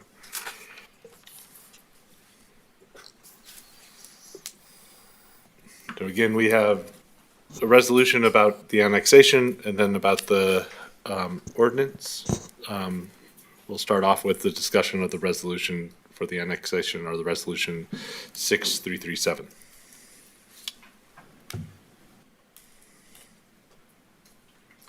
Mr. Nunley? Thank you, Your Honor. I move to approve Resolution 6337, a resolution to provide for the altercation of the boundaries of the city of Kalispell by including therein as an annexation certain real property described as Tract 1 of Certificate of Survey number 23212 and Lot 52A of the amended plat of Northland subdivisions, phases 5A and 5B, open space A, located in the northwest quarter of Section 1, Township 28 North, Range 22 West, PMM, Flathead County, Montana, containing approximately 21.32 acres, more or less subject to I just skipped a line here, together with any easements, covenants, conditions, restrictions, or agreements of record or apparent, to be known as Birchwood Edition number 486 to amend section 27.02.010, official zoning map, City of Kalispell, zoning ordinance number 1950, by zoning said property in accordance with the Kalispell zoning ordinance, and to declare an effective date. Second.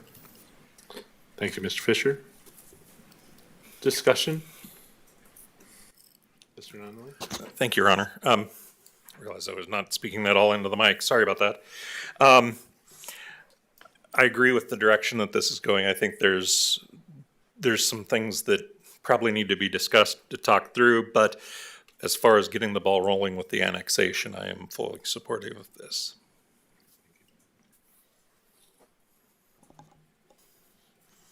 Any other discussion? Mr. Dowd? So I also have like big concerns about the traffic increase. And I think that the access to 4 Mile is critical. However, we don't have a great leg to stand on with that because there are traffic studies and, you know, if we were to block it for this specific reason, we could put the city in a bad situation. So, you know, I do understand the ins and outs of this, but just looking at it and having driven that area quite a bit, that access on the 4 Mile is going to be critical, if not right now, in the future, just a few years down the road. So I would like to heavily encourage the property owner to the north and the property owner for this area to get together and find some way to make this amenable. It sounds like there's going to be something going in the north anyway. It would just have to be extended a little bit farther down to this area to make it work. So anyway, I highly support that, but I do know that with what we've seen and what we have laid out here, there's no reason not to approve this PUD and the annexation. So just wanted to kind of line out my thought process here. And I just highly encourage those two property owners to work together to find a solution that'll be acceptable to the people that live there and are kind of trapped in there right now. It's very hard to get in and out of that area. Similar to where I used to live in the Ducky Streets, there's only a few ways in and out of the area. Thank you, Mr. Taft. Thanks. Mr. Lethbridge? Thank you. I'll include my comments on both the resolutions. So I appreciate the work from the city, from Habitat, and the private developers to make this work. It's a great development for the community, and I really am encouraged to see more development like this. One of the reasons I joined the Planning Commission was to bring back committee reports, and one of the concerns that came up for the Planning Commission and had some discussion on, and I think led to one of the negative votes on the PUD in particular, was the traffic, and in particular, the concern with the construction equipment coming in and out. As you heard, there's going to be significant dirt movement that has to be done, as well as obviously the construction itself.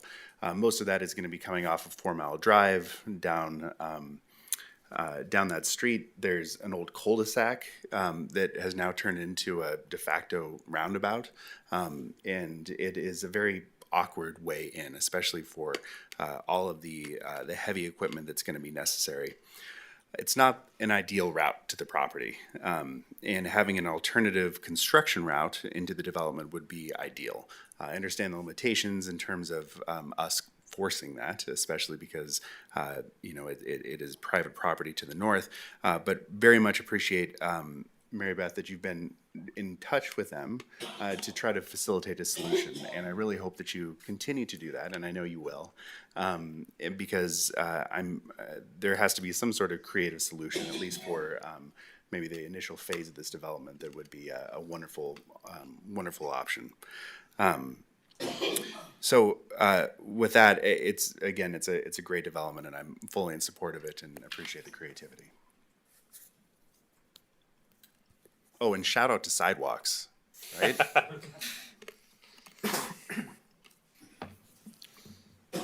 Any further discussion? Sure.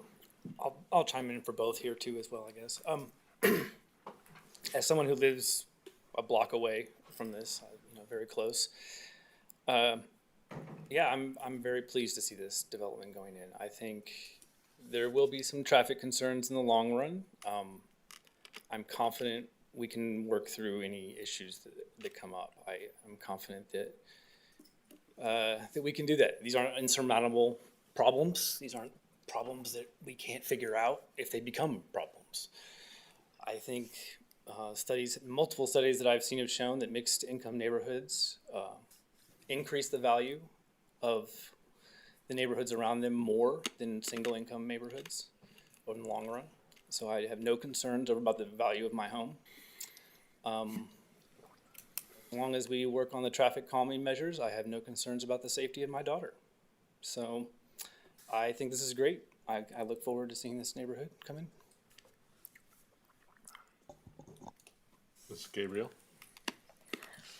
Well, as a resident of Northridge Drive since 1997, before Northland even existed, I've seen how the area has developed. And I was on council when we approved Northland and all of that. And that was probably my hardest vote, one of my hardest votes, because my neighbors were livid that that was coming in. But, and you try to explain that you have to, if they follow all the rules, they can do this, and there's a process for it. That being said, for the woman who said she doesn't think there's gonna be a problem with a little bit more traffic, I would invite any of you to my driveway any day of the week, Monday through Friday, especially when school starts. I have to back in. I cannot back out. There's no way I can back out. My husband has been hit backing out of our driveway. We live right across from the Lutheran church. So we pull into that lot and we back in after looking both ways multiple times. So not having an access onto 4 Mile is a huge concern of mine, especially with construction traffic. When they did Northland, Mr. Garner was our acting director at that point in time, and he somehow made it happen where we did not have those trucks up and down Northridge, which was great. But no sidewalks on Northridge from Highway 93 all the way down, 0 on either side, except at Northridge Lutheran Church for their little bit where they had to put them in with their construction, a year or two ago, I guess that was. So I'm really concerned, especially with school, because not only are we gonna have 2,000 more cars minimum on Northridge, we're gonna have all the people dropping their kids off at school, and then they pull up onto Northridge, and they're all going left on Northridge if they have to go north. So we're gonna have traffic backed up to Sherry Lane, would be my guess, in the morning. So I guess I need to somehow be more confident that, that access is gonna happen before I can feel comfortable. I'm very comfortable annexing. I love this development. I think it's beautiful and it's perfect in every way, except I don't believe there's enough access. Thank you. Thank you. I think we had a lot of our discussion of what was also discussed at the planning board. So I think we see the similar issues. I guess what I commend about the project is that this is a space that needs to be annexed in. That's our first motion here. And I do believe that we're being presented with something really, truly unique. And I think that I hope it leads to further partnerships, because I know that this could just be privately developed and not include the nonprofits. And I think, to me, that's what makes this a really interesting project. And I hope that that mindfulness is also what's going to work with some of the conversations up north. So again, appreciate your leadership there just to see what those conversations can look like and to address some of those concerns listed by the council. With that, there's no more discussion. Can we have a roll call vote? Counselor Dowd? Aye. Counselor Fisher? Aye. Counselor Leftridge? Aye. Counselor Nunnally? Aye. Counselor Walker? Aye. Counselor Gabrielle? Aye on the annexing.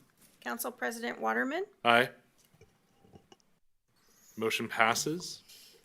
Thank you very much. Now we'll move on to the motion about the ordinance 1943. And I open that up to discussion. Well, open that up to the council first. Your Honor, I'll move ordinance number 1954, an ordinance to amend section 27.02.010, official zoning map, City of Kalispell zoning ordinance, ordinance number 1950, by creating a Plan U development overlay to be known as Birchwood, PUD, over certain real property, more particularly described in ordinance number 1954, containing approximately 21.32 acres, more or less, subject to and together with any easements, covenants, conditions, restrictions, or agreements of record or apparent in accordance with the Kalispell Land Use Plan, Plan of 2045, and to provide an effective date. Second. Thank you, Mr. Walker. Discussion on the motion. And just so council's aware, like it was mentioned, so the first motion was just for the annexation. If there was any discussion regarding access or any conditions that council would want to consider, the ordinance is the time to do that. Thank you. Any discussion on this ordinance? Oh, Carrie. Is there any possible way to put that condition in, that there be that access pursued?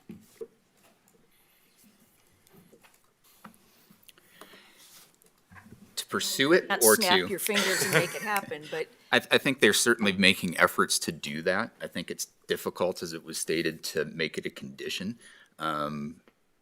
The regulations that we have wouldn't require additional access beyond what we have here. And I think that, it's important to recognize too that there's a couple different things that are out there in terms of access.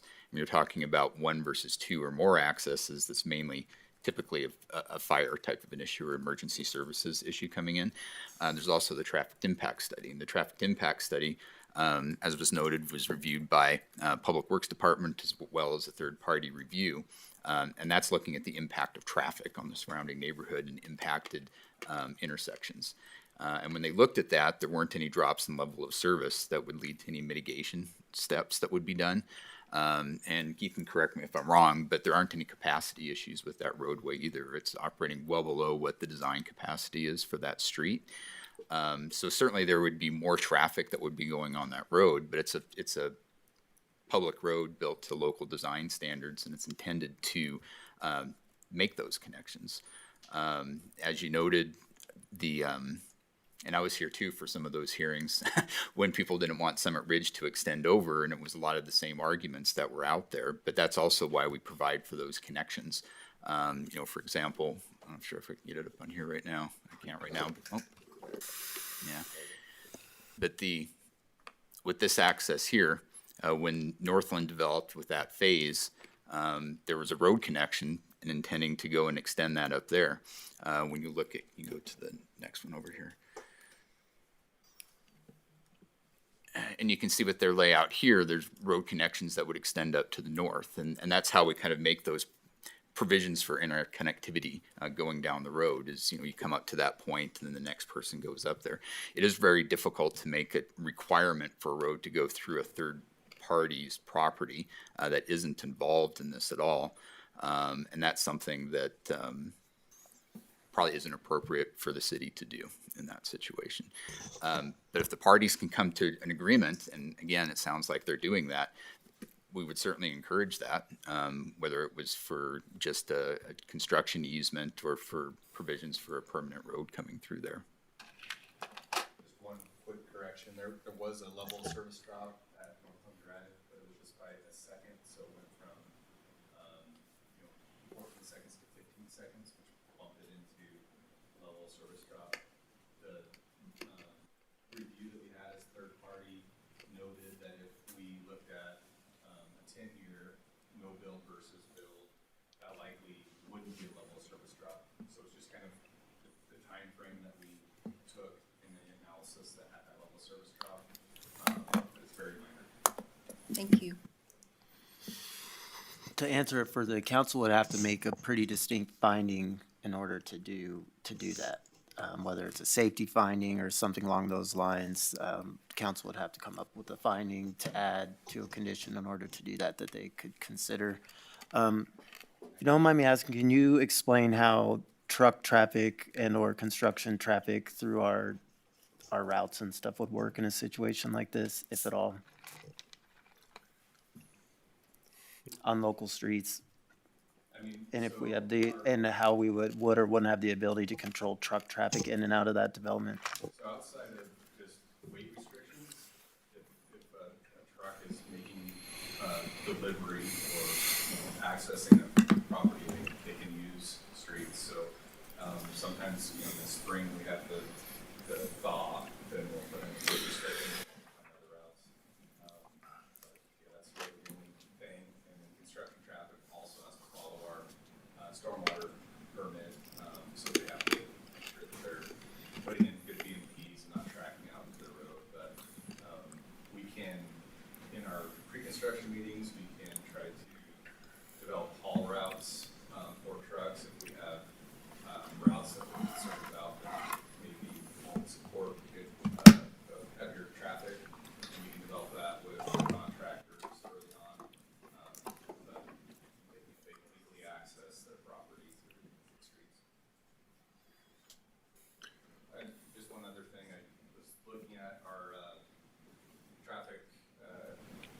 accidents on this stretch of Northland Drive, from the entire stretch from 4 Mile Drive down to Northland all the way down to North Ridge. So 4 Mile Drive all the way down to North Ridge. There was one accident in the last 5 years, which is our typical what we would look at. And it was just a property damage only that's been recorded on that stretch.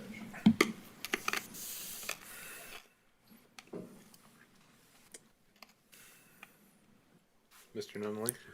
Thank you, Your Honor. I struggle with this because I do like this development. I think it is something that our community has been needing, and I really appreciate the team that has come together to work on this project. I too also struggle with the traffic of it long term, but we don't have that today. Long term, but we don't have that today. So for me, I sit here and struggle and go, how can I do this? But it's the same way that it was with your home when you had to make the difficult decision to vote for the development as it went to the west. And at which point does NIMBYism, or we don't want them in our backyard because they're Habitat for Humanity homes or whatever, I struggle with those type of actions. So I certainly struggle with the road layout and that it does only come down to basically one side of the property where that entrance and exits are at for now. But they have met all the conditions for this, and I would struggle to find a way to say no since those conditions are met. So at this point, I believe I'm going to support this project moving forward from here because there is no other legal avenue. They've met the conditions, and I don't want to move a goalpost on somebody. So that's where I'm kind of landing with that. Thank you, Mr. Nunley. Other comments? Mr. Dowd? Thank you, Mr. President. So, you know, there's nothing that we can point to as a finding of fact to require anything additional from they're compliant with this PUD right now. I'm just encouraging using free market tactics to try to make this something that's better for the neighborhood. I think the people that end up living in this neighborhood are going to be really happy if they can get up toward the north. It'll be way shorter and a much quicker way to get out for them. So, you know, I am not for putting additional requirements on a private property owner that meets all of the standards that we have set out. So there's no reason for us to deny this. We just are voicing our concerns about the traffic. And I love this kind of a development where you have a lot of mixed use in one area. That's exactly what I want to see with every PUD that we put in here in Kalispell. It's just gives you a lot of flexibility now and in the future. And I think people that live here are going to love this area in the end. So I don't have any problem with the development. This is yet another infill project that we're looking at that makes a lot of sense to put something there, but it is going to put a load on the infrastructure that we have there now because it's, you know, we're putting something in an already developed area, and we're kind of finishing this area out with those three parcels that, you know, this parcel and the one north and the one east of it. So all for the infill. It's better for us as a city because the infrastructure is cheaper. So, you know, I love the development. I helped build some Habitat for Humanity houses up in Columbia Falls. It was a great experience for me to try to be a carpenter, which I really am not good at. But anyway, but the other mixed uses of this actually make it an example that I hope we can get more of here in Kalispell. So anyway, long story short is I don't think there's any way that we could require them to do anything additional because they're meeting the requirements right now. So long story short, we we as a council are gonna end up probably approving this, because we do. We put our little standards out there, and as long as people meet them, we approve the developments. I'd sure like to see some of the other cities in the valley follow our example and build a little bit, because we are carrying the weight here in Kalispell for this entire valley. We don't want to see development in the county because we don't like septic. Septic is a problem long-term. Anyway, I'm going to vote for this. Thanks. Any more discussion?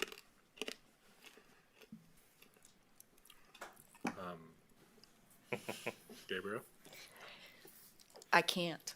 So I love the project. I cannot support it as it is and look at my neighbors tomorrow. So I almost got physically assaulted when we had the north land subdivision come in. I had someone in my driveway that I thought was going to punch me, and people feel very strongly about access and not having sidewalks and all those things, and we have way too many kids. I just can't. Thank you. Thank you. Is there any more discussion? If not, I'll call for a roll called vote, please. Counselor, Have we made the motion yet for the yes. Yes. for the ordinance? Yes. Dustin did. Dustin did. Okay, good. Who Thanks. seconded? Just checking. No problem, thank you. Counselor Dowd, Aye. Counselor Fisher, Aye. Counselor Leftridge, Aye. Counselor Nunley, Aye. Counselor Walker, Aye. Counselor Gabrielle, No. Council President Waterman. Aye. The motion passes, and again, thank you for bringing a great project to Kalispell to consider. I do think that the partnership is what's really heartening with this, and I do hope it is successful. And I hope that we see more projects like this in the future, and that you do really prove out a new model, not just for Kalispell, but for the state of Montana. So thank you so much. Moving forward, we have Resolution 6338, an Urban Renewal Agency Board expansion. This resolution expands the board to include a county representative and a school district representative. I turn to a staff presentation, please. Yeah, Mayor and Council, the resolution before you just reflects some recent state law changes regarding the composition of the Urban Renewal Agency. Probably don't have a long presentation, but I'll turn it over to PJ to give a summary of what's before you. All right, thank you, Mayor, Council. As Mr. Niger noted, there was recent change in state law relating to urban renewal agencies. They deal with the tax increment financing projects and so forth. Traditionally, we've had 5 members on that. The change that just took place was it changed the language to say that you had to have no fewer than 5 commissioners, including 1 representative from the county and 1 representative from a school district with boundaries that overlap the urban renewal area. So what we were proposing here was to expand the Urban Renewal Agency Board from 5 to 7, and then add the 2 members that we need to represent the county and the school district. And to add to that, the reason that those 2 were added is because they're also taxing entities that could potentially be affected by tax increment financing. State law already required cities, when they created urban renewal districts or tax increment financing districts, to notify the county and the school district and kind of get their buy-in on those. But this goes a bit further and actually requires them to be on the board as well. Other questions for staff?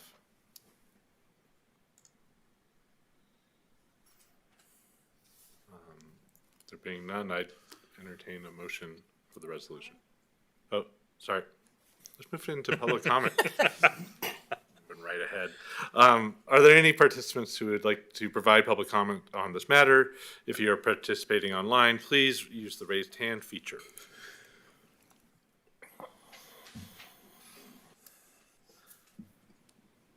Seeing none, I must have scared them all away. Now I would entertain a motion for this resolution. Mr. Dowd? I move Resolution 6338, a resolution to expand the Urban Renewal Agency Board to include county and school district representatives. Second. Thank you, Mr. Fisher. In discussion? Mr. I'll Dowd. speak to my motion. I love when we have to go through the motions of doing something we have to do anyway. So, there you go. Any other discussion? I agree, that's sort of where we are in this one. This is coming down from some changes from the state. So with that, I will call for a roll call vote. Counselor Dowd, Aye. Counselor Fisher, Aye. Counselor Leftridge, Aye. Counselor Nunley, Aye. Counselor Walker, Aye. Counselor Gabrielle, Aye. Council President Waterman. Aye. Motion passes.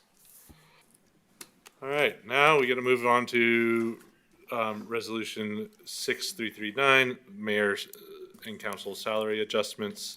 This resolution considers amending council salary to reflect current market conditions and adding an additional adjustment to the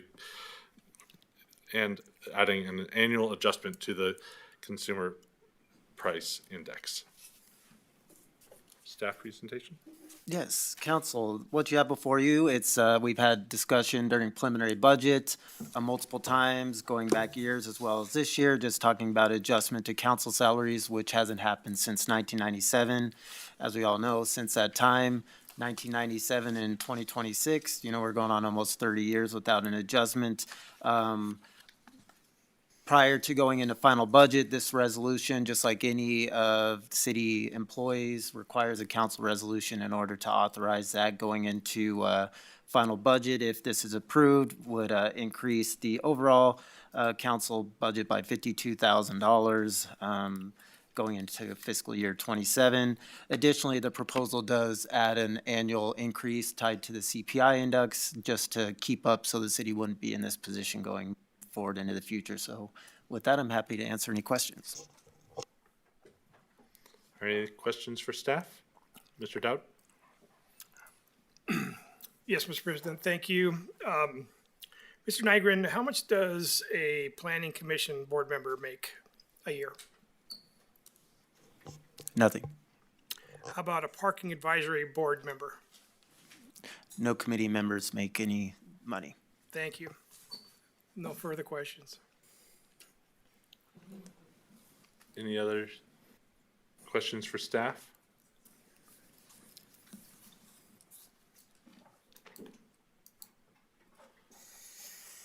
My only question is, what is the total budget that we're proposing? The total council budget, The total budget for the entire city. 189 million. Thank you. So that would make this, as I calculated, about an adjustment of 0.0003 to the budget. Is that right? Because we're looking at about a $50,000 adjustment. I didn't do the math, but yes, it's a very small amount in the overall budget. That's correct. Thank you. I would add that the $189 million budget is reflective of, water and sewer capital plans and such. So this would be general fund based, which is about $17 million. And the last adjustment to the salary was 1997. And in 2004, there was a stipend added as well. But since that time, there has not been any increase. Thank you. Any other questions for staff? Mr. Nunley? So we heard past Councilman Haar say that the last time there was an adjustment, it was down. Is that correct? So obviously going back to the budgets, it can be a bit so when you go back to 95, 96, it was consistent and it was going up gradually. Going into 97, the preliminary budget actually had it raised, but overall they just pretty much went back down to the 96 level. Okay. I just want to clarify that. Thank you. Thank you. Any other questions for staff?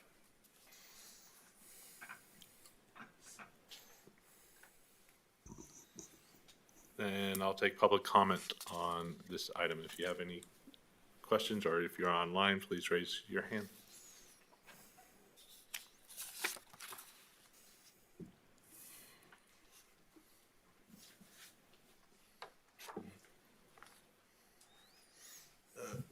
Ron Gerson, 4th Avenue East here.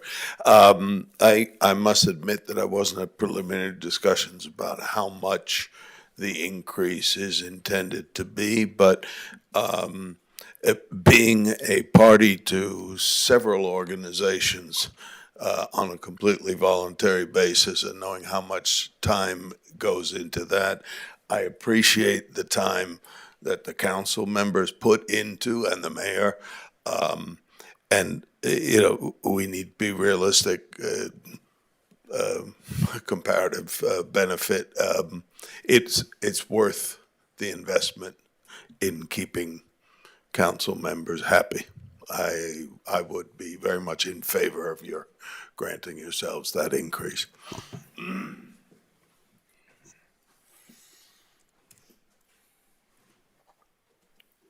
Any further public comment? Seeing none, then I turn to council for a motion.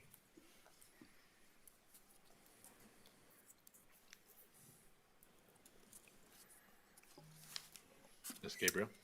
Your Honor, I would move resolution number 6339, a resolution amending the salary and compensation of the The inflated and devalued dollar, gas and food prices are soaring and expected to get worse. And property taxes have hurt the local economy, especially in the commercial area. People in Kalispell are in financial peril, with low income and fixed income individuals affected the most. No one complains about a lack of compensation for the board positions that I mentioned, and it might be of interest to note that a good planning commission board member works almost, if not harder than the average city councilman. Apparently the problem is that we get paid a little, which for everybody's knowledge is about $5,000 a year for a council member, $10,000 for the mayor before taxes. Therefore, I have a suggested amendment to this motion to solve the problem. Mr. President, I move to amend Resolution 6339 that reflects removing all council salary compensation and benefits other than Ordinance 1515 covering the expense stipend for council members. After this adjustment is made to Resolution 6339, it will be included in the upcoming final budget approval council meeting. Second. All right, we have a motion and a second. Would you like to speak to your motion? Yes, I've said quite a bit up here that this is a service to the community, just like the people that are on our boards. It might be a little bit more of one. I haven't heard a great argument for why we need this little bit of an increase. It's not going to make much of a difference. And I think some people will probably speak right after me about why this is a good idea. I just can't justify it right now. In fact, my entire time on council, I had the same feeling. We shouldn't be raising our own salary when people are hurting. And unfortunately, things haven't got better for the last 6 years. They've gone the other way. So every year I'm more adamant about not doing this. I didn't even approve the $10,000 shares replacement that we had up here, let alone a $50,000 increase for the salaries of the council. So believe it or not, I'm done. So go ahead. All right, so we have discussion, Mr. Nunley. So I was going to read this before getting into this suggested amendment, but I appreciate the amendment, so I wanted to hear it through. But I typed up because time, effort, leadership, and representing the community, and advancing public good. It is a position of public trust that requires putting the needs and interests of the citizens ahead of personal interests. An elected official's primary responsibilities include, and there are more, but the primary responsibilities that I've put down here are representing the community. That means listening to constituents, understanding their concerns, and serving as their voice in government. Making policy and governing. Voting on laws, budgets, ordinances, policies that promote the health, safety, prosperity of the community. Serving the public. Assisting residents in navigating government services, addressing local issues, and working to improve the quality of life for all citizens. Stewarding public resources, managing taxpayer dollars responsibly, and making decisions that are transparent, financially, fiscally sound, and in the community's best interest long term. Service in elected office is guided by fundamental principles: public trust, exercising authority with integrity, honesty, and accountability, always placing the interests of the public before personal gain. Fairness and respect, following the law, treating all individuals equally, making decisions based on facts, ethics, and the public interest. Accountability, being open and responsive to constituents and accepting responsibility for decisions and actions. Limited tenure, recognizing that elected office is a temporary responsibility entrusted by the voters for a defined term with accountability through regular elections. At its core, serving as an elected official is an act of public service. It is a commitment to lead with integrity, serve with humility, and work collaboratively to build a strong community while always putting the needs of the citizens first. With those principles in mind, I cannot support the proposal that includes a 100% adjustment based on prior compensation decisions. Such an adjustment effectively overturns or discounts the deliberate actions of previous councilors, which made compensation decisions based on the information, priorities, and fiscal conditions that existed at that time. While it is appropriate for each council to periodically review compensation and make responsible adjustments that reflect current responsibilities, inflations, or market conditions, those decisions should look forward rather than attempt to retroactively correct or replace the judgment of prior elected bodies. Each council is entrusted to make decisions of its own time. Just as future councils will elevate the decisions we make today. Public service should remain rooted in stewardship, fiscal responsibility, and respect for the institution of local government. Any compensation adjustment should be measured, transparent, and supported by objective factors rather than to make up for perceived shortcomings of past decisions. Took me a long time to kind of put that all together and kind of go through that. It in no way is intended to cast aspersion on anybody's choice of how we make that election up here. But it was something that weighed on my heart of going back and changing past council's decisions of what they did fiscally. I actually find myself at a point of maybe it is time we go with the compensation board, much like what the county does, that it's the elected officials and it's members of the public that get to say, you know, this is what it is. And you know, at the county, that does shift and change, right? I believe this year they were talking at 4%. I think they settled on like a 2.15% as they went through that compensation board. I would struggle to also say that any compensation adjustment that the council makes, I would really struggle if that percentage was more than what our staff was receiving that year. And I realize that it's not a lot. But I think that the optics of what it looks like doing more than what we gave to staff, I think I can't find the right words for that at this moment. So I would just, that's Sid, why I supported your amendment. But I think if that amendment doesn't work, I think there is something in the middle that we could probably all come to. So that's all I had. Any other, Mr. Lethbridge? I appreciate all of that. You spent some time putting that together, and I appreciate your rationale. Public service is a privilege. It really is. But also to do this job well, it requires significant time and effort. I mean, tonight's packet was 337 pages. And to digest it, be thoughtful, to be productive, takes time outside of our meetings and preparation, and it takes time to be here and to engage in these thoughtful conversations. I want representatives to join public service and to join council because they care about their community, right? I don't want it to be because people want to do hostile takeovers because they are a single issue, they have a single issue that they want to, destroy, decisions that are being made.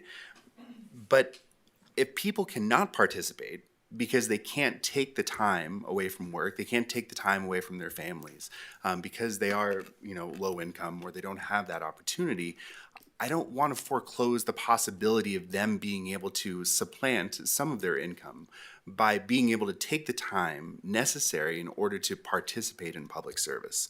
I also don't want to go back and criticize decisions that were made in the past, but had council been doing a small incremental adjustment along CPI and what the staff was doing, we wouldn't have a 108% headline that makes this a self-dealing perception. And so we either do something to fix it, or we decide that this is an unpaid position and only those privileged individuals who are able to participate. There's not really a good solution, but we have to find one. What I don't want to do is engage in what seems like self-dealing. And so I do think that there are some potential solutions. The first one is to do what the legislature did during the last legislative session, which was to break up an increase over different fiscal years. So the legislature this last session raised their salaries. I'm not pointing to the legislature as being like, the ideal thing to do. But what they did is in FY27, they increased their salaries by 80%, and then the rest of that increase went in FY29. That model is something that we could consider. Another option would be to increase the rates only after our terms expire. If you ran for re-election, it would kick in. If you didn't, then whoever took your place would be able to have that increase. Third option would be to do a more incremental, start doing the CPI adjustments. We're okay with where we're at now, but now we're going to increase it, and we're going to put that in so we don't have the kind of, we're not looking at this in 10 years and having a 300% increase in order to make it so people can simply participate. So I appreciate everything you said. I do think there's some solutions. I don't have a good one. I don't think this amendment is the right one. Mr. Fisher? Thank you, Mr. President. I have a lot of respect for Mr. Nunnally, Mr. Dowd. I've been called out to lunch with the former mayor, who feels very strong about this. And I get the public service, and I kind of keep track of my hours. I figure I'm about $8 an hour. This takes me to $16 an hour. Ms. Gabriel has not had a raise in 24 years. I get the feeling of this, but I go back to if we just would have kept up and the 3%, this would never be an issue. To me, it polarizes councils to where you may feel different about me on some issue because I believe in this, but I have said it from day one on this council. You've heard me, both of you have heard me. I was elected again. I don't think it's a deal breaker for people. If I work hard for them, I'm responsive to them. I take the calls. I put in my time with the packet. All you do. I respect you all so much. I want, and I begged people to run. I didn't want to run again. I didn't really want to run the first time. Idiots talked me into it, right? I didn't really want to do this.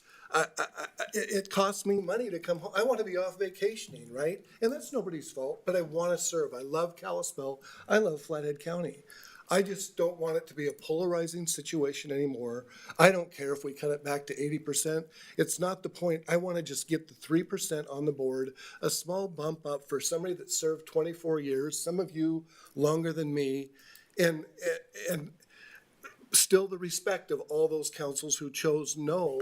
I think it is actually a detriment to us now to have this conversation because it wasn't just a 2.5 to 3%. I would never be a fan of COVID 10% raises or anything like that. But, and even talking to the current mayor, he thinks it's a little high. So I'm open to some amendments. The 100% increase sounds so huge when it's a small, we're still making less than a McDonald's worker if you really put the time into it at $16 an hour.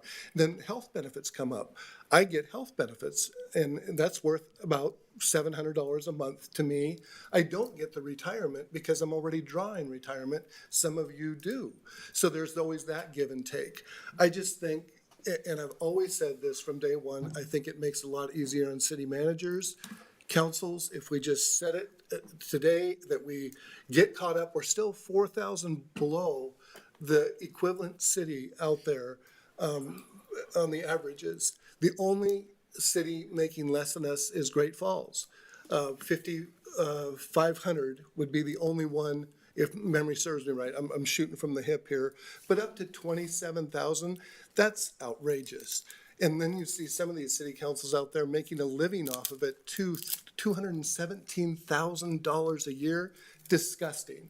But I do not think that 10,000 a year or even less is with the time that we put in and being responsive. And I wouldn't even probably have a cell phone if I wasn't serving on city council. I'd want to go off grid and not even deal with anyone. But I do my service.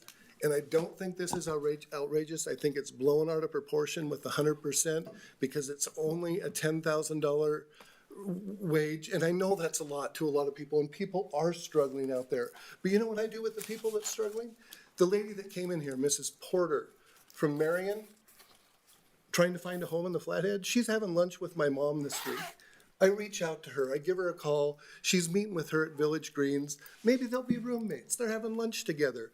I go the extra mile, and I don't think I'm taking advantage of any taxpayer out there whatsoever, nor are any of you. I don't think this is an extreme bump up. I think it gets us well below market levels. That's how government has based itself for years. And we should be proud that we're not going to the highest level.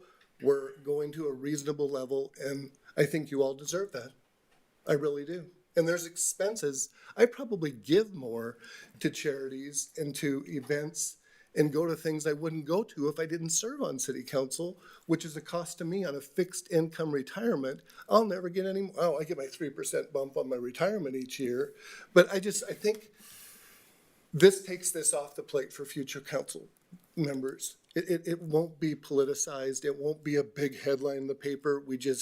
Let's do 80%. Even the mayor would agree with this. Let's do 80% and get on a 3%, never more than 3% per COLA increase a year is a very reasonable thing.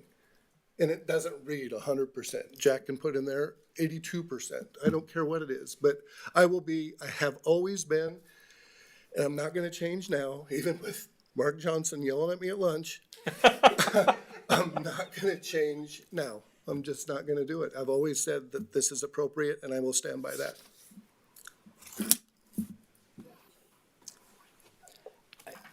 I concur. I agree with you wholeheartedly. I want to see more people in service to their communities. And I think this will give more people the chance to serve their community. I think certainly no one's going to take a part-time job for this amount of money. No one would be willing to work this amount of hours for the amount of money, even at the full raise. No one would take that job if they weren't in it for other reasons, right? It's still a service job, even with this bump. No one's going to get rich off of this. I really think we need a bigger applicant pool. And unless all you want to see are people who are already privileged enough to be able to afford the time and the money to serve up here, I think we have to do something about it.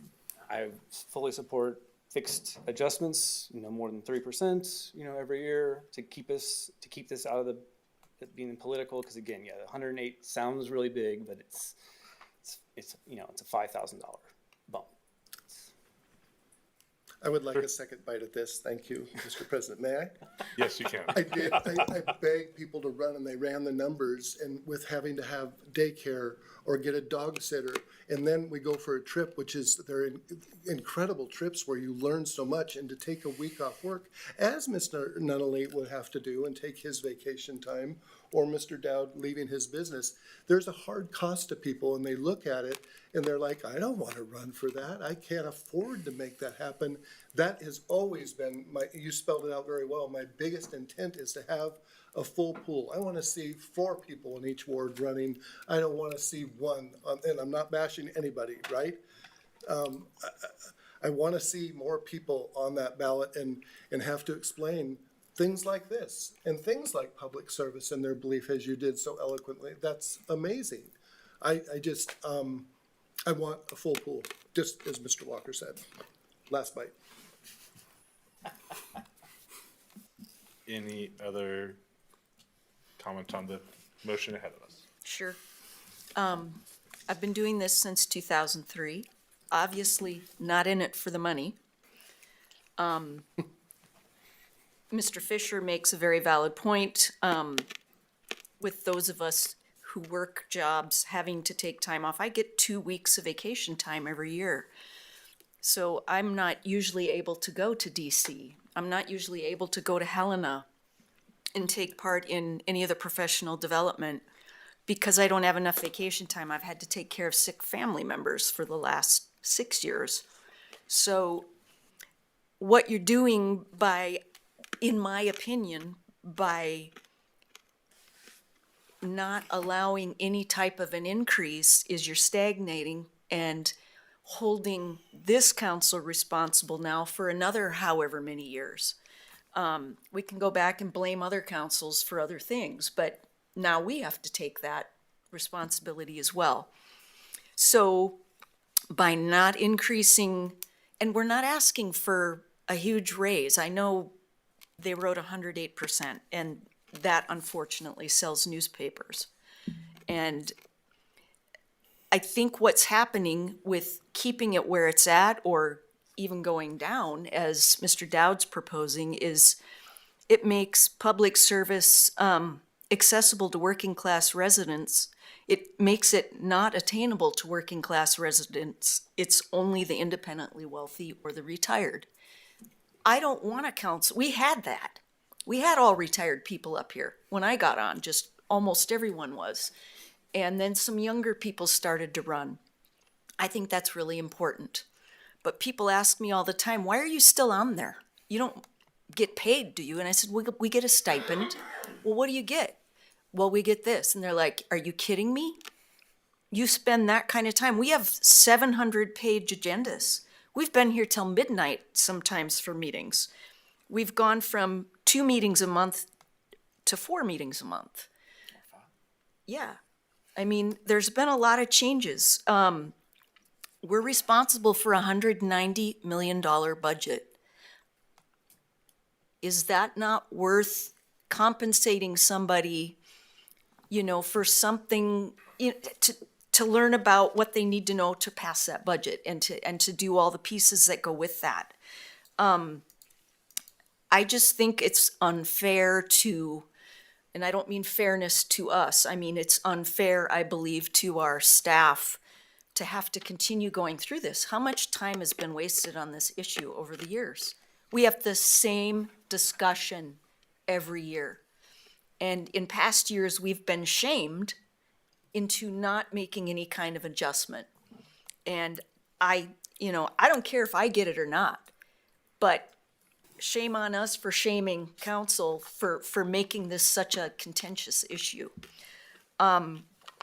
I think we have to do something. We're doing professional work. We are spending a whole lot of money, and we have to make really, really hard decisions. Tonight is an example of one that was really hard. I think we all struggled with the one tonight. I really struggled with it, and I may pay for that later, but at least I felt like I made a decision that was important to the people I represent. So we make those decisions, and I'm going to quit. I'm going to quit there. I just think we need to be attracting qualified talent, and we're not going to do that if we stay where we're at or go backwards. Thank you. 100% increase. So I'll modify that amendment a little bit, or what my amendment will be, and that is to not do 100% increase on the wage for council, but to consider a compensation board that reviews going forward so that we don't get into this position again.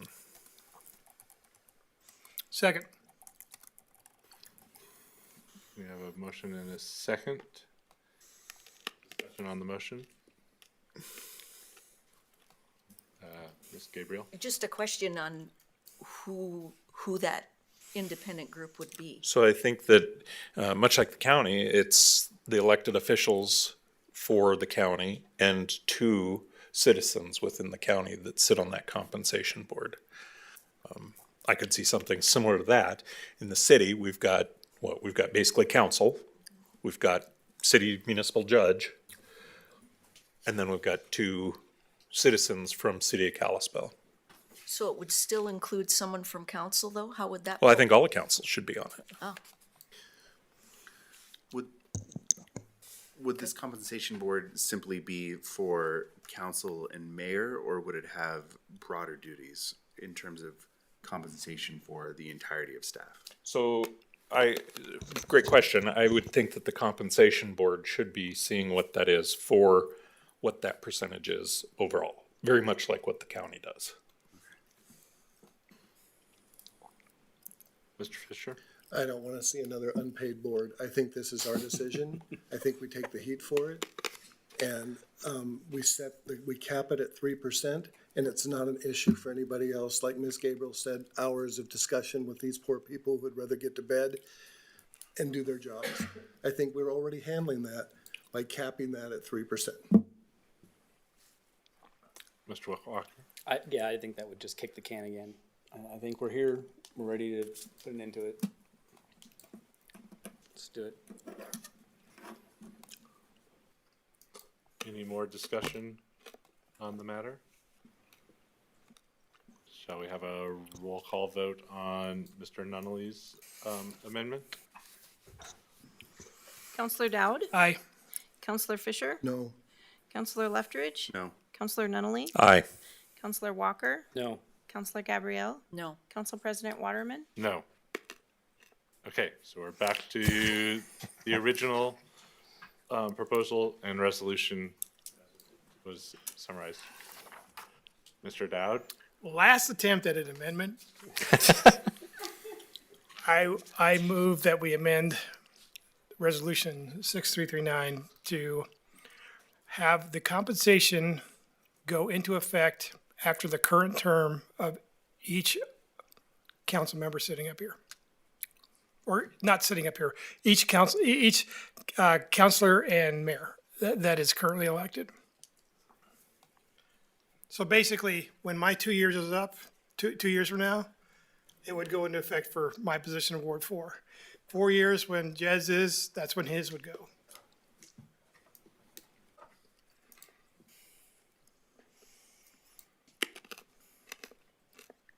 Is there a second? What if you get reelected? You get it. Before It's we just after this term. Before we get into discussion, do we have a second on the? Oops, sorry. Not hearing a second on the motion. Thank you, Mr. Dowd, for putting it forward, but it fails on not having a second. Again, we're back to the original resolution. Since we're having fun with motions, I propose a motion to phase in this over a period of 2 to 4 years. I don't care which one it is. Similar to what the Montana legislature did, let's do it over a period of 2 years. I would second that. Right, we have a first and a second.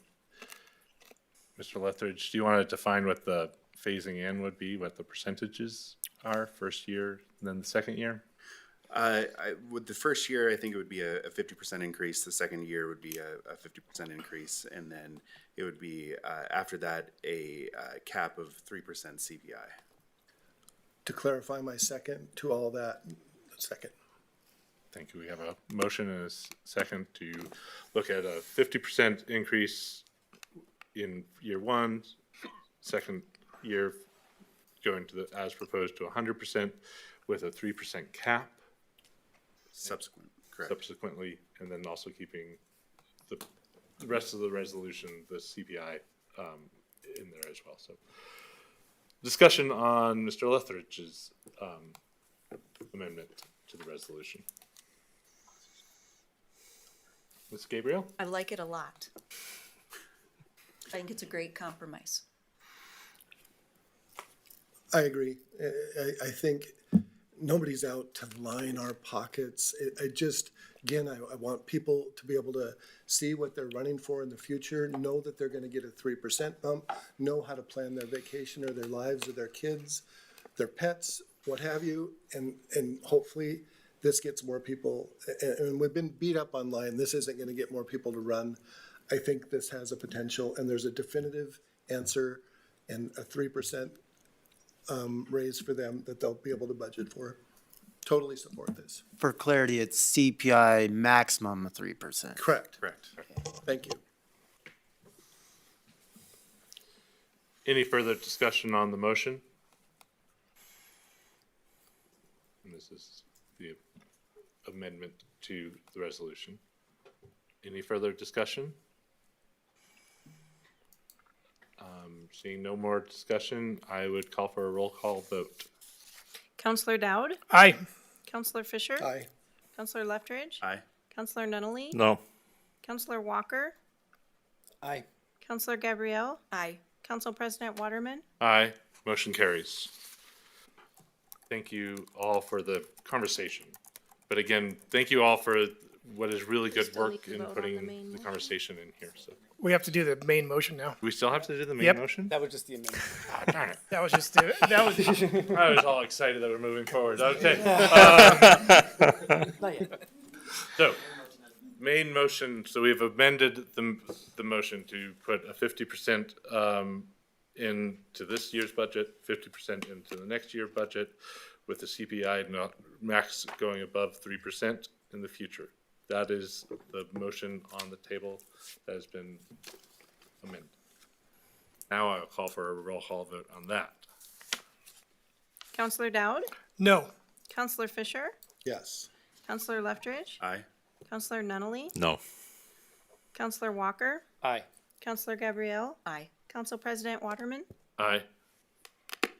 Now we have passed that. I thank you all for the hearted conversation and where we're going. Again, I think we're all talking about wanting to see how involved our public service is, and I think that we came to something which hopefully also resolves this for the future councils and for the staff having to sit through the conversation in the future. Now we'll move on to our final resolution. Resolution 6340, authorizing the lead service line replacement Phase 1 project bonds. Is there a staff presentation?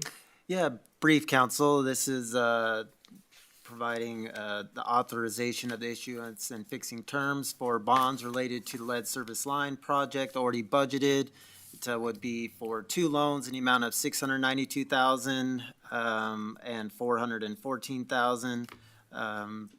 Like I said, in the series of two bonds. We're here to answer any questions. This is already a budgeted item. This is just what authorized the bond issuance on that. Happy to answer any questions. Question for staff, Mr. Lethbridge? How likely is it that we will have the principal forgiven? What are those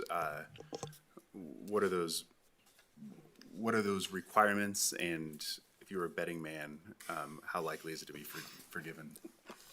Yeah, before I answer that, I was wrong. It's 692 total, 414,000 and 278,000 I may have to punt this over to Susie here. I know at least the first one, the Series A, is pretty certain, but I'm not sure. Yes. The first portion, so this is this was a part of, funding through the SRF where, 60% of it is forgiven and 40% of it has a low interest rate. It's part of the lead service line replacement project. So the requirement of getting it forgiven is doing it? Yes, yes. Okay, thanks. Was it on? Any further questions for staff? Now I'd like to open this one up to public comment. If you have any public comment, please approach the podium, or if you are online, please raise your hand.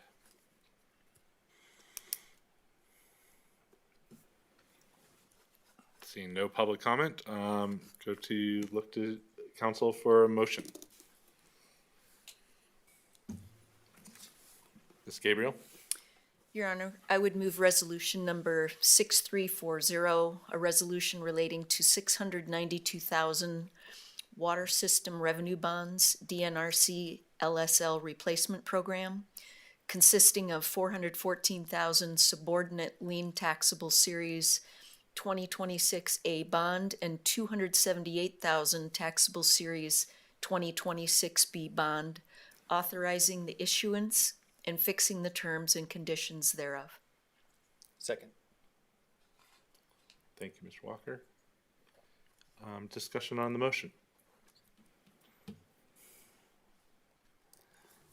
Seems like a good idea to me. Sure. Thank you, Mr. Walker. Go for the Yeah, Any other discussion? I like heavy metal, but not lead. Can I call for a roll call vote, please? Counselor Dowd? Aye. Counselor Fisher? Aye. Counselor Leftridge? Aye. Counselor Nunley? Aye. Counselor Walker? Aye. Counselor Gabrielle? Aye. Council President Waterman? Aye. Been busy with saving people out of rivers and helping with multi-alarm fires, and they've just really had a lot going on. So we're very fortunate to live in the city of Kalispell and to have a fire department like this. So I'm very thankful for that. Second of all, I just, as I'm sure most of you have been sickened by what we've been watching coming out of Spokane, and I just want to send a lot of positive energy their way as they try to rebuild. I cannot imagine losing almost 700 homes and structures in the bat of an eye. So sending them some good juju. And thank you for a really tough and great discussion meeting tonight. That's one of the reasons I love this group so much is we all have these different opinions and we do it respectfully. Hasn't always been that way, but it is now.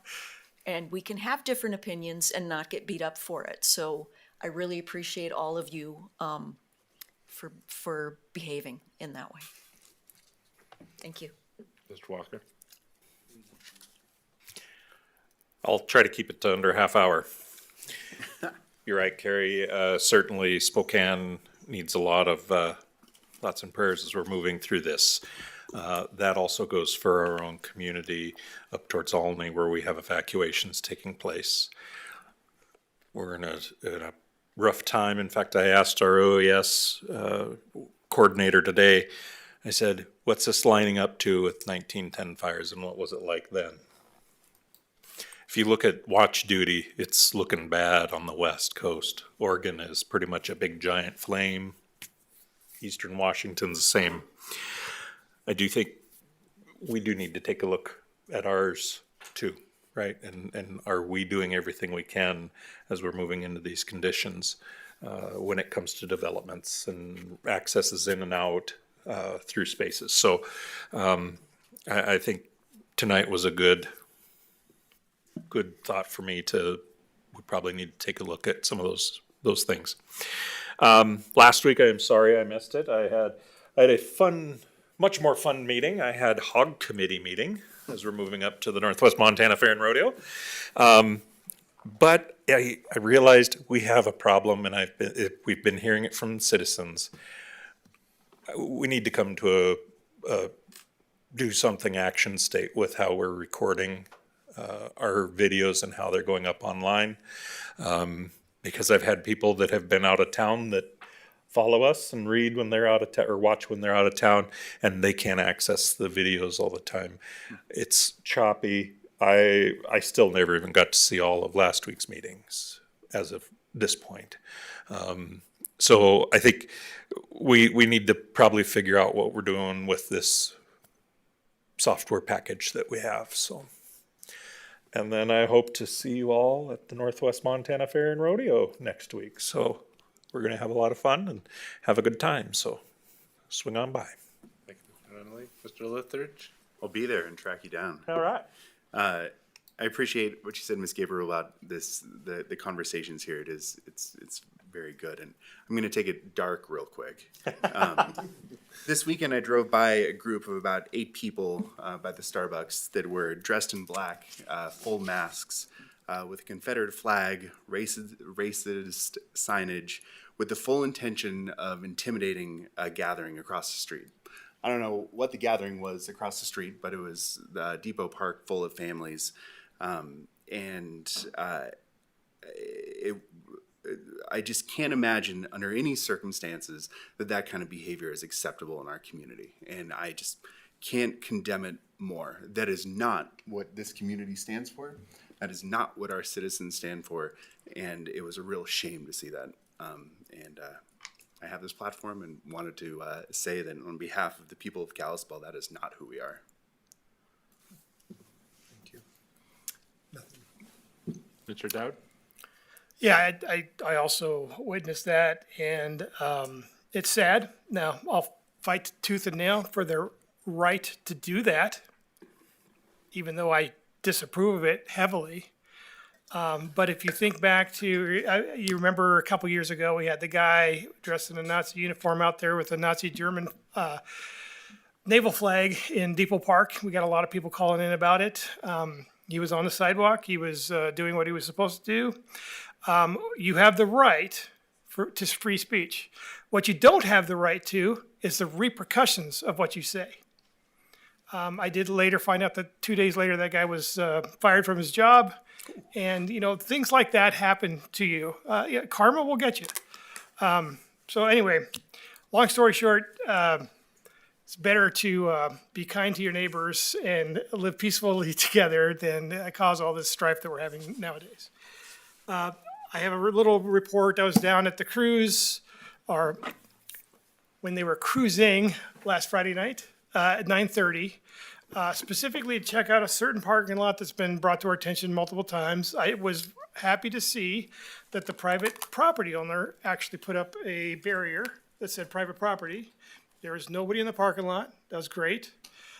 So I just headed down to Sweet Peaks because I always need to put on a few pounds, right? So I got some coconut ice cream and walked up and down the cruise for 30 minutes. And I was really surprised about the difference last Friday compared to the previous one that I went to. So last Friday was much more calm, not as much noise as there usually is, same amount of people. I did see our Kalispell Police Department hard at work down there, as we have required them to do, right? 4 people were pulled over during that 30 minutes I was down there. It seems like things are trending in the right direction. We didn't get into this problem overnight. We're not going to get out of it overnight, but things are improving. And me and possibly some other council members are going to be knocking a certain area on the east, on First East here coming up soon, just letting them know that we're going to be trying some things in their neighborhoods to try to see what we can do with where traffic goes that night, to make it a little bit easier on the people that live there. None of this is for sure going to help, but we're going to try some things. If we don't try, we don't know if it's going to work or not. I suspect that all we're going to do is move them to another area and cause another problem somewhere else, but who knows? Maybe we'll solve the problem. Anyway, this is something that we haven't talked about for a few weeks. And I think it's important that people know that we don't only discuss, think about, talk, or do things about items on the night we're talking about them. This is what council members do. So, and it's my favorite part to get out there, be with the people of Kalispell. Anyway, I just thought that was some heartening news, and I'll be looking in the stats on that, and we'll try to get a trend from May through the end of September, just to see what the result is. At least we can track infractions that we're citing, right? So at least we can see what that trend is like. The real thing that people see, though, is the actual effect of being down there or being near downtown during that time. So that's hard to quantify in numbers, but at least we can show that, hey, we're making a big effort to try to do something, to be reactive, and to still keep people able to drive on streets that they pay for. So, thanks.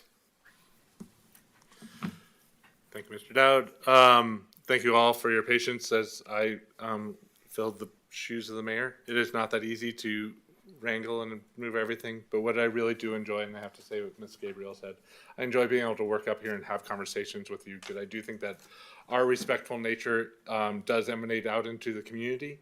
I was really heartened to see all of our work on Malupa be sort of taken to this next level by developers and nonprofits working together to come up with something else that was really respectful. And I do wish them well with how they are working on that development, because I think that that was really what the type of development we want to see here in the Flathead.